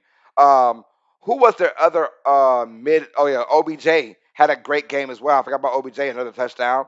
And OBJ is the key for the Rams, though. He is the key. If he can get out there, if he can get out there, they'll be good. Digger says you caught it right first. No, that was a slip up, man. I don't know how I slipped up. Uh, Grandad Twisters Lowe's just came in to hit the like button to show support. Moderating two other channels. Keep up the great work. Yo, Grandad Twist, thanks for the love, man. I appreciate that, man. And it's all, whether you're here for a second or a lifetime, I'm grateful, man. Always. Thanks for the love, Grandad 12. L's Train Tuber says the Titans seem to have a strong team. I have the Titans playing in the Super Bowl against the Packers. City says, you know, already hit that like button, bro. Thanks for the love, man. I appreciate that. Yes, sir. Yeah, I had the Titans out. I mean, spoiler alert, I've been saying it all year. Titans are going to Super Bowl, in my opinion. But the Titans will beat the Bengals by a score of 24-21. I do think the Titans at home will make the Bengals struggle. I think they'll get to Joe Burrow a lot more than their front four and their blitz package. The Titans have a beautiful blitz package, right? And that's how they get to quarterbacks. I do think the Titans being at home will play better football than the Raiders defense will. The Bengals being at home for the wild card matchup kind of had the support of the fans. So now they're on the road. I think Tennessee Titans team is going to be stacked up. They're going to be hyped up. I think they're on one team that really, really, really, really, really needed that first round bye, and they got it to get Henry healthy, ready for this game. And now here we go. Irish says he got the Titans winning 31-26 over the Kitty Goes Me Out. But yeah, I have the Titans win this one. I think it won't be a high scoring game. I don't think any team reaches 30. I do believe the Titans and the Bengals both play decent defense, but at the end, if Derrick Henry is, let's say he's 90%, right? If he's 90%, I do think the Titans will go ahead and just at the end, and they will just eat him up on that run game. I think the run game will be the difference for Tennessee. Mind you, the front four for Cincinnati is very good, right? When it comes down to stopping the quarterback, if Derrick Henry is this behemoth coming back, one, he's been out for a long time. How is he in shape? I think he's gonna be in great shape. I do think he's gonna be in good shape for this game. It is Derrick Henry. For Christ's sakes, it's Derrick Henry. I think Derrick Henry will go ahead and dominate this game. I'm willing to say Derrick Henry gets about 90 yards rushing, 2 touchdowns in this game. But the Titans, for the most part, everyone's back healthy now. It's all on Ryan Tannehill. Ryan Tannehill has a little bit of Jimmy Garoppolo on him. He will always gift wrap you an interception. He will always gift wrap you a turnover for some reason. If he can dial back the turnovers, the only way the Bengals win this game is by turning Ryan Tannehill over. If they can turn him over once or twice in this game, the Bengals will win this game. But the Titans play like pretty much smooth football, no turnovers, run the ball at least 25 to 30 times in this game. The Titans will win this game. And I think it'll be a running game 24-21. Titans win by 3 in a very, very close game. Matter of fact, I think every game is going to be somewhat close. And this, in my opinion, is the best round of all of football, the divisional matchup, because you have your contenders, right? Your 8 contenders. I think it's the best matchup, the best round of the playoffs every year for the NFL. But we're going to Titans to win this one 24-21. But if Ryan Tannehill can stay turnover free, this Titans team will not only win this game, but they'll win the Super Bowl. But he's got to be turnover free. It all depends on Ryan Tannehill. Same as the 49ers. I mean, turnover free. Well, we'll see about that. Bengals will lose to the Titans 24-21. But it should be a good game, though. These two teams are somewhat evenly matched. I'm excited to call this game. I will be on tomorrow, you guys, at 3:20 p.m.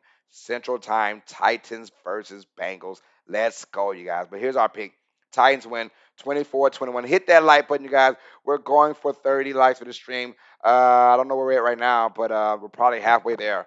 But it's all love, though, no matter what, though. We are halfway there. I believe we're at 15.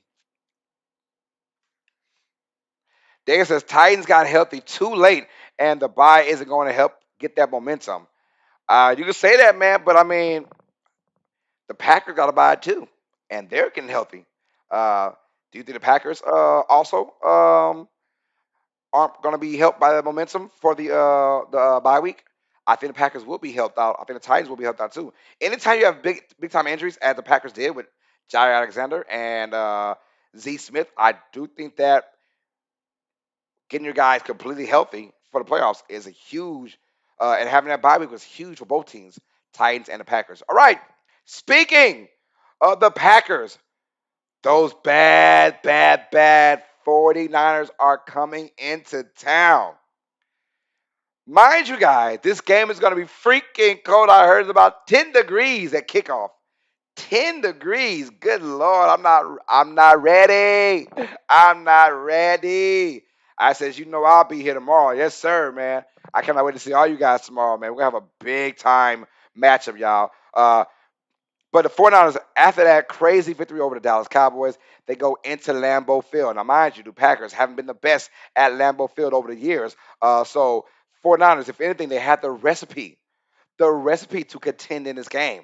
But there is that bad man in Aaron Rodgers. And he's got his weapons in Devontae Adams. And he has his number 2, I believe, now in Lazard, right? And then he has his running game. And I do think if A.J. Dillon is on his game, which I do believe he will be, well, we'll see. Drum roll, you guys. 49ers versus Packers. Here we go.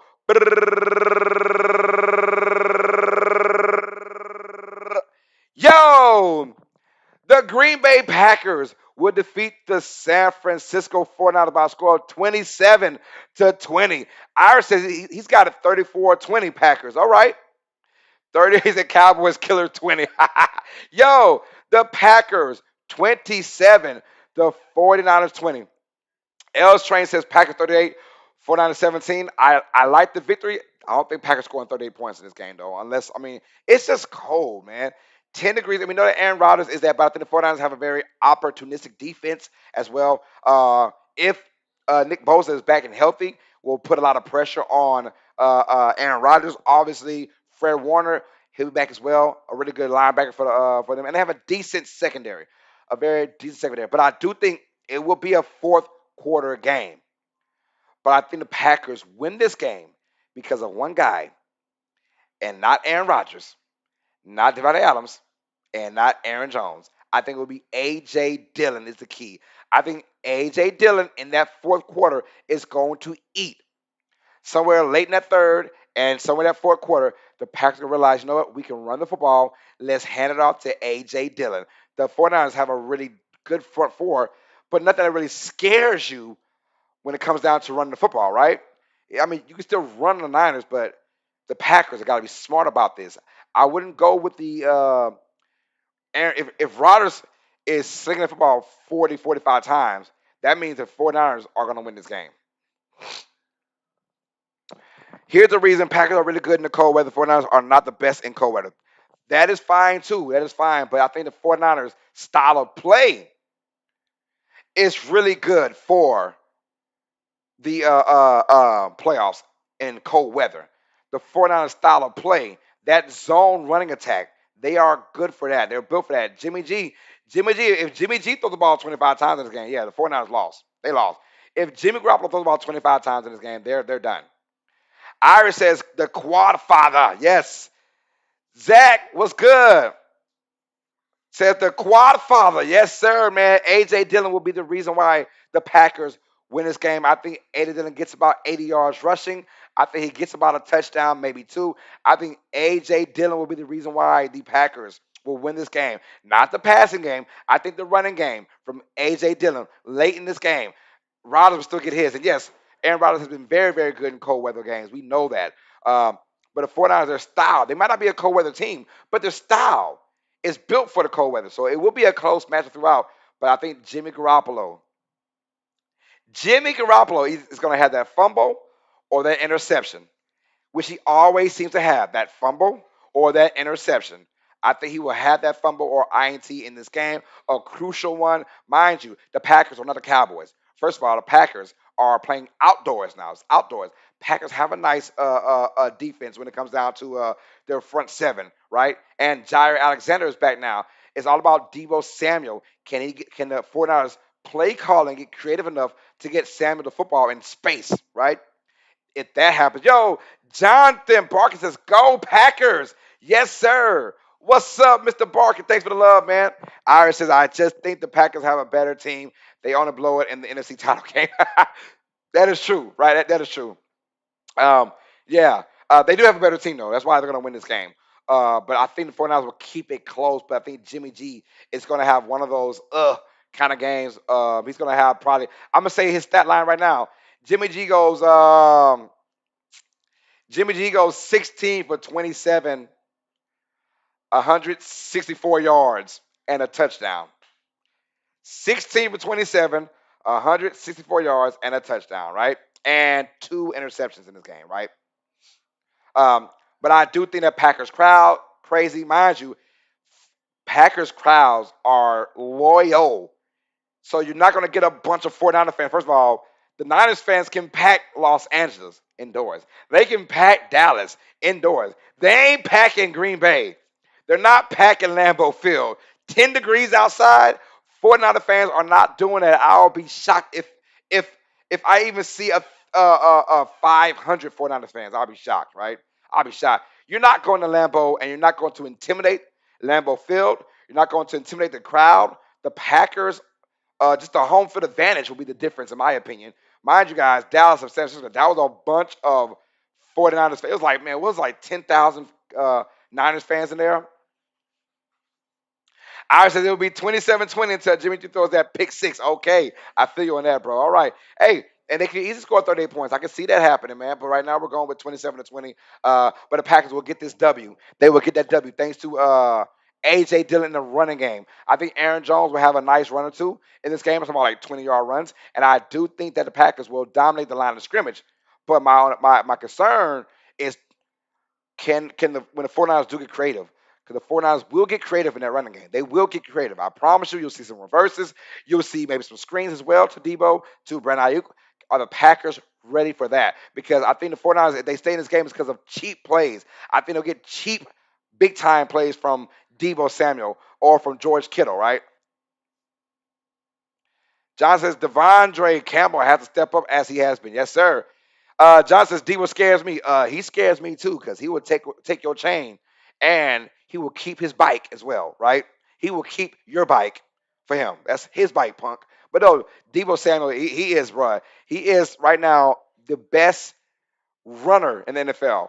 Catch and run. The best one, even better than Tyreek Hill, even better than who else you can think of. When he has the ball in his hands, Debo Samuel is the scariest player in the NFL, and he's shown that. He will be a top first round pick in fantasy next year. I guarantee it, because he is the wide back, playing running back and receiver, and can turn a 5-yard play into 30 easily. I said the Packers have the ability to do that too. Yes, they do. Yes, sir. They do. They do. They do. And that's why they're going to win this game. I mean, Aaron Rodgers back there, first of all. Aaron Rodgers, over Jimmy G all day and all day next week as well, and all day for the next 45 years, right? Then you have Devontae Adams and then Debo Samuels. And Adams still is the better wide receiver, in my opinion. Now, Sam might be the better playmaker, but it's Debo Samuel or bust for the 49ers, because you can run Elijah Mitchell in that zone all day. But Debo, when the 49ers do get creative on offense, reverses, sweeps, throwing the football with Debo Samuels, are the Packers ready for that? Because the 49ers will play desperate in this game. They will play desperate. I don't know. Chase might have better breakaway speed.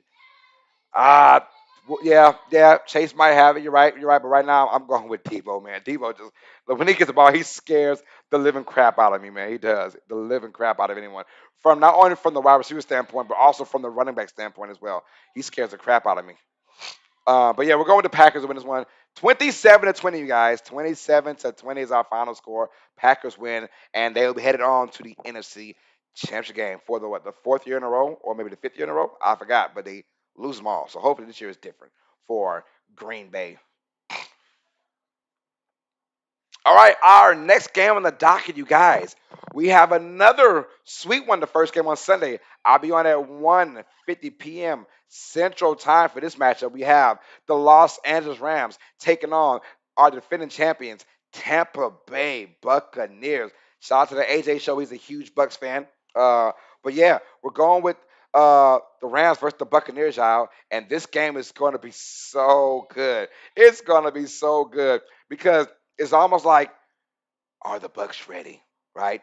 Are the Rams ready? Can the Rams finally get that signified win, that big time win in Tampa Bay? Mind you, guys, they played earlier in the year, but it was in Los Angeles. It was early when the Rams were cooking, and it was indoors and beautiful. I've always said this though. I'm always scared of the Rams outdoors, no matter where. Outdoor play, the Rams are a totally different team.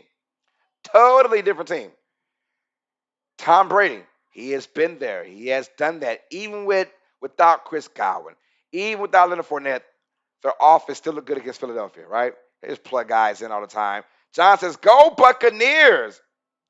Go Buccaneers!" Says John Jansen. That's right. Oh, that's right, because you are a hater of the Los Angeles Rams because they left St. Louis. I feel you on that, John. I feel you on that, bro.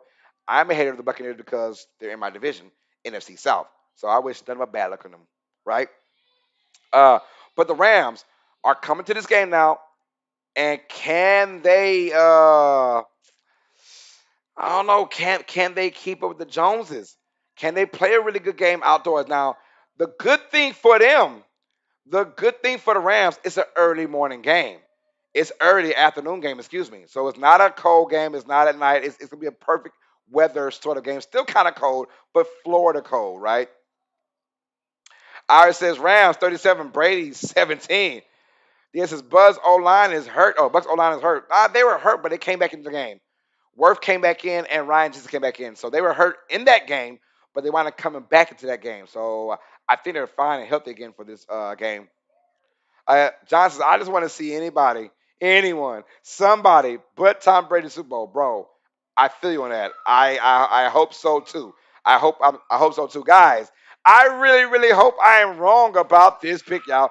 We're going with the Buccaneers to beat the Rams by a score of 30-24. But good God, I hope I'm wrong about this pick, y'all. I think the Buccaneers will win this game 30-24. It will not be a major shootout of sorts. I do think defense will play, and honestly, if it is a lopsided game, it will be the Buccaneers dominating the Rams. It won't be the vice versa. If it is a lopsided game, it will be the Buccaneers dominating the Rams. Here's what I'm saying: OBJ is finally playing against a decent secondary, right?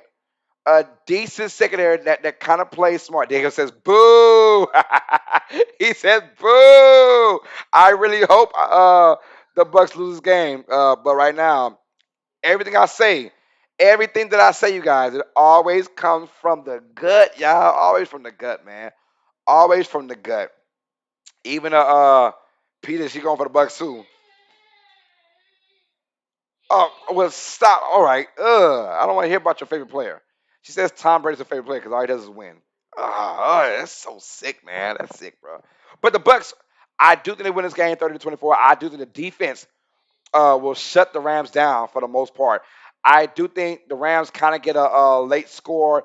I think it'll be more than just being a 6 point game. John Jess says Florida. I am guessing it's similar weather to California. I've been in Tampa Bay multiple times, not been to California. Yeah, yeah, it's similar weather. Even while the down south is going through our 30s and 40s, I think the East Coast, Florida, will be about in the 40s. The Bucks are going to have a hard time moving the ball. So are the Rams, bro. So are the Rams. I think the Rams have a hard time as well moving the ball. I don't see OBJ just getting his big time touchdown. The Bucks don't have a dynamic secondary, but they do play somewhat disciplined. They're disciplined, right? And they have a disciplined coach staff in Todd Boyles. Who that Dana says, I think the Rams can pull off an upset. I really hope so. Who that Dana? And thanks for being part of the channel. Hit that like button. Who that Dana? Thanks for the love, baby girl. I appreciate that. And how are you doing today, ma'am? Go Saints. Who that nation? Go Saints. What is up, Dana? Thanks for the love, baby girl. I appreciate that. But yeah, I'm right now. And here's my thought process. I'm never gonna knock out the Bucks until someone can knock them off from the NFC. If someone now the Bucks and the AFC team, that's kind of different. But if the Bucks versus the NFC team, I've seen them. I've seen Tom Brady in this situation all the time. So I will not knock him off, although I would love to. I'm not gonna knock him off until someone does it themselves. We're going with the Buccaneers to win 30-24. I do think the Bucks front seven. Well, hell, the defense will win this game. I think they shut down the Rams for the most part. And I'm saying it's like 30-17, and the Rams get a cheap score to make it a 6 point lead. I'm not talking about this game going to overtime and the Bucks winning overtime. No, no. I'm talking about the Buccaneers pretty much winning this game by their defense. I think their defense steps up in this game and shuts down Matt Stafford. Mind you guys, if this game was in Los Angeles, so if the Rams won in week 18 and beat the Saints in that first round and then come to this part where it's 2 versus 3, I'm going with the Rams to win. But no, it is outdoors. And the Rams, mind you guys, the Rams' last outdoor game came against the Baltimore Ravens. They won that game, but that depleted Ravens defense, that depleted Ravens team, mind you guys, that Ravens team had nobody. They're all gone. But it was outdoors. They're on the road. It's Rams defense. The Rams team, although they won 22-21, they won that game. But they should have blown that team out. And it scares me they're on the road again against a far, far, far superior team, or well, superior, a far better team, well, superior to the Ravens, the Tampa Bay Buccaneers are. Buccaneers win this game 30-24. Tom Brady is not going to gift wrap any interceptions. He's not going to gift wrap um, like Kyler Murray did. He's not going to gift wrap any. You got to earn your turnovers if you're the Rams. You got to earn your sacks. You got to earn them. And I mean, Kyler Murray was he was just bad in that game. You got to earn them though. I says, wow, how did you know I was about to say the Chiefs versus Bills is going to overtime?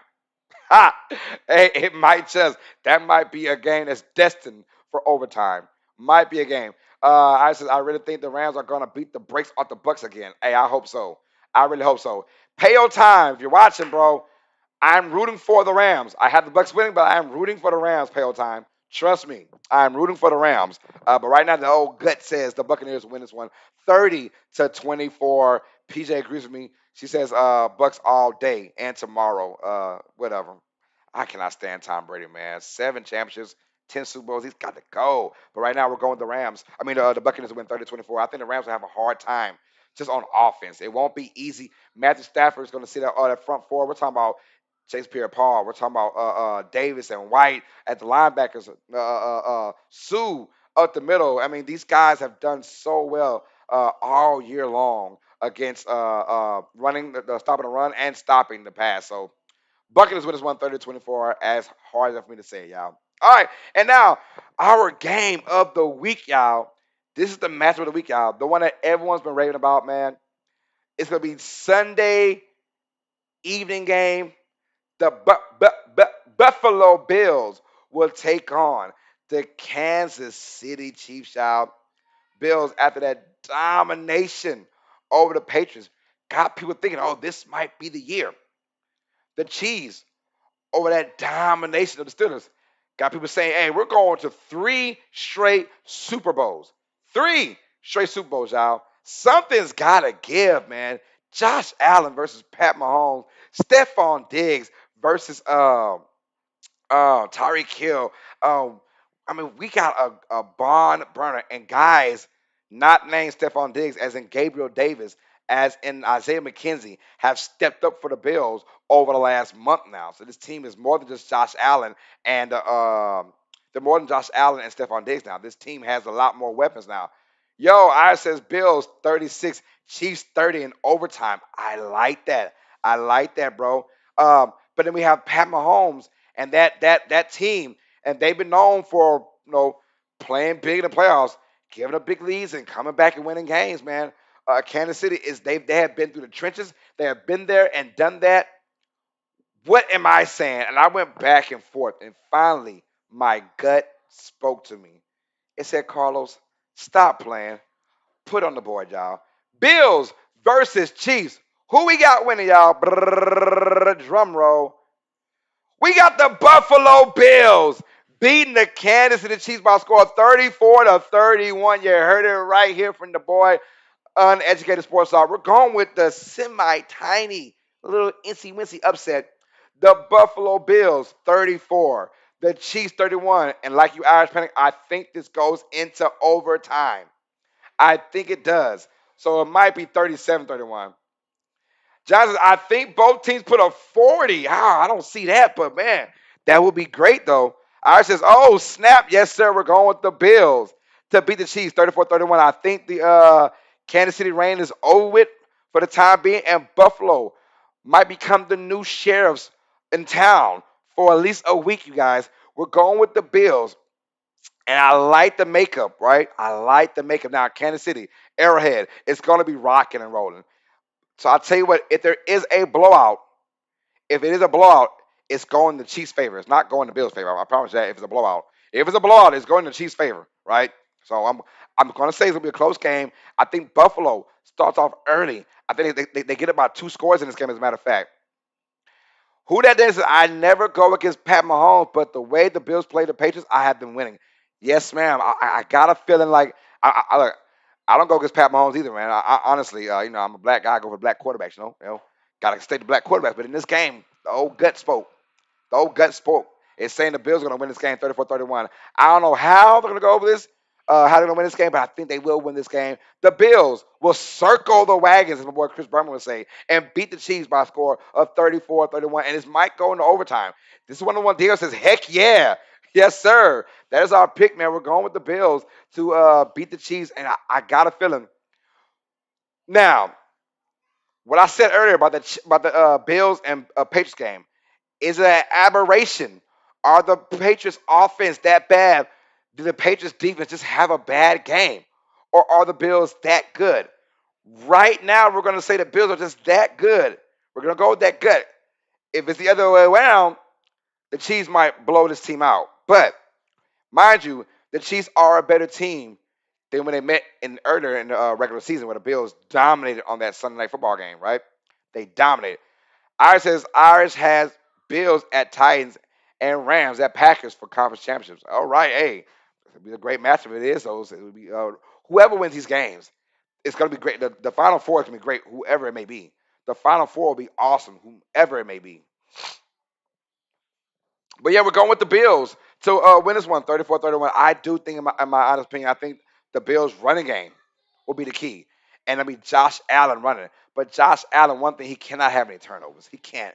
You can't gift wrap any extra possessions to Kansas City. You just can't. I think KC's feeling themselves after putting up 42 points on the Steelers. They are definitely feeling themselves right now.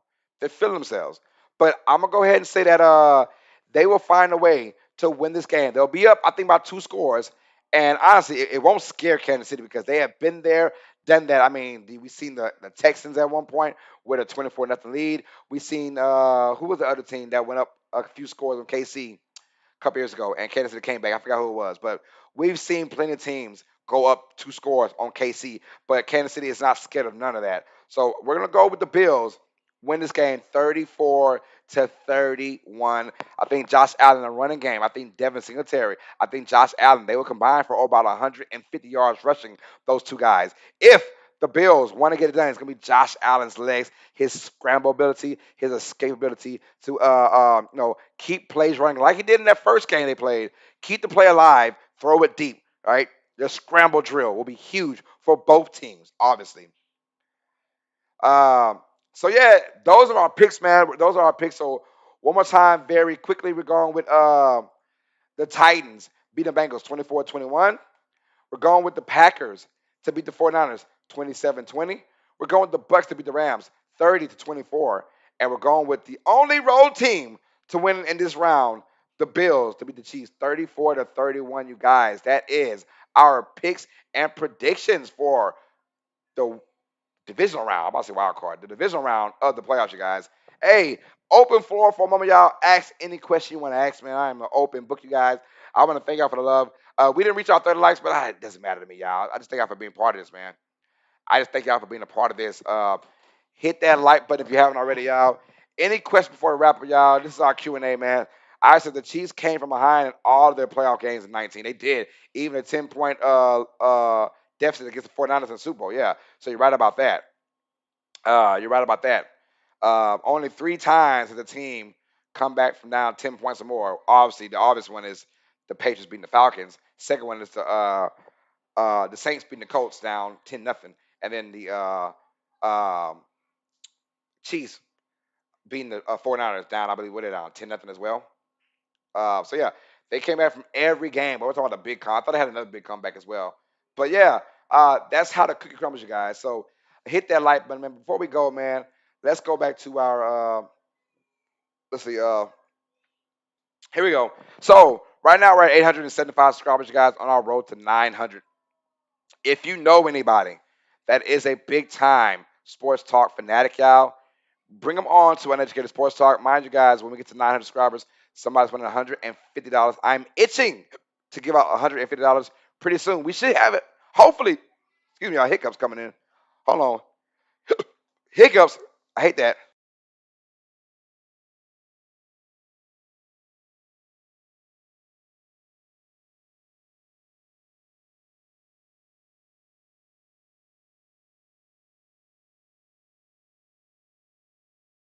All right, woo. Hiccups are ready, y'all. Gotta hold your breath for like 15 seconds and you're good to go. That's how I always do it. I had hiccups and I just hold my breath for 15 seconds. We're good. Yeah. Hey, but mind you guys, if you know someone that loves sports talk, send them down on Educated Sports Talk. We're trying to get to 900 subscribers. We should get that by the week. She said LOL. I'm sorry. Had the hiccups. Yes, man. It happens sometimes to the best of us. Who that, Dana? But if you know anybody, man, send them to Uneducated Sports Talk, and we'll go ahead and get close to our 900. Hopefully by this weekend. Hopefully, fingers crossed, that we get our 900 subscribers. There's 25 away, y'all. So hopefully we get that by that time. And we're going for 40 likes for all the games. 40 likes is going to be our goal, you guys. 40 likes. Let's get it, man. I says hold your breath. That's right. You got to hold your breath, man, for 15 seconds. I did 10, but 10 stopped working about a couple years ago as I got older. Jonathan says, "You stream both games tomorrow?" I am. I am. I'm definitely streaming. So if you're watching Tom Grossi, I mean, I know that everyone's gonna watch Tom Grossi as well for the Packers game for sure. But come on in there, man, and give us a like, man, and check us out for a minute or two or whatever, how long you want to stay in there. Hit that like button. If you got friends that love it, man, bring them on to UST as well. Mind you, guys, 900 subscribers, someone's getting $150. Oh, and by the way, also when we reach 1,000 subscribers, somebody's winning a brand new PS5 plus a game of your choice, not my choice, and not their choice. A game of your choice, you guys. I love all you guys, man. And you guys make the stream pop all the time, y'all. So I was off Tuesday through Thursday. Got my beautiful voice back. We're good to go now. Also, before we leave, if you want me to stream bigger and better, right now our Cash App for those who are in North America, our Cash App is on the board. Dollar sign Uneducated Sports Talk. Dollar sign Uneducated Sports Talk is our Cash App. Um, our Cash App leader right now is 15 Iron Reaver. Says rest in peace to Maris Thomas. He dropped a $32 bomb for the Cash App. It is dollar sign Uneducated Sports Talk. Uh, says Streamlab donation also is in the descriptions down below. So go to the descriptions, click on that arrow, go down to our link to Streamlab donation, click on that, and you can donate whatever you want to.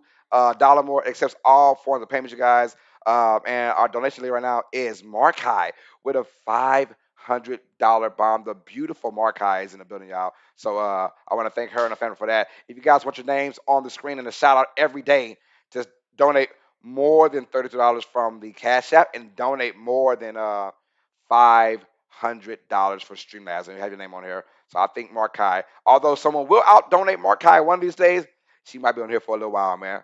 But yeah, that is it, y'all. I want to thank y'all for the love and support for this entire channel. From start, I mean, we started off, y'all. When I came in live streams, we started at 230 subscribers. So within 3.5 months, y'all, we got over 600 subscribers, you guys, and it only get bigger and better, man. So I'll only watch time stream if the Packers lose. Well, that's right, man. Check your boy out, man. You never know, man. Diego says, keep it up, bro. Yes, sir, Diego. Thanks for the love, man. So you guys, obviously, most of you guys will represent Tom Cross, and I understand that. I appreciate that. That's my dude, man. But come on in here, hit that like button for your boy, man. Chill out for just a second if you guys got to, man. But Tom Grossi, hashtag Tom Grossi, hashtag Grossi Posse, man. You guys are the bomb, man. And good luck to the Packers. Go Pack, go for sure. And Diaz says, keep it up, bro. Johnson says, have a good night, man. You too, PJ. Got anything to say, PJ? She says she love y'all, man. Have a good night, man. She will see you guys tomorrow. Mind you guys, Bengals, Titans are on 3:20 p.m. Central Time, you guys. Zach says, have a good night, everyone. Iris says, good night, everyone. Hey, thank y'all for the love, man. I appreciate that, y'all. And I will see you guys on tomorrow for a double header. Bengals and Titans, and then Packers versus 49ers is going to be our night game. It's going to be a great Saturday night, y'all. So, for the homegirl PJ, it's your boy Carlos Clayton. It's been another episode of Uneducated Sports Talk.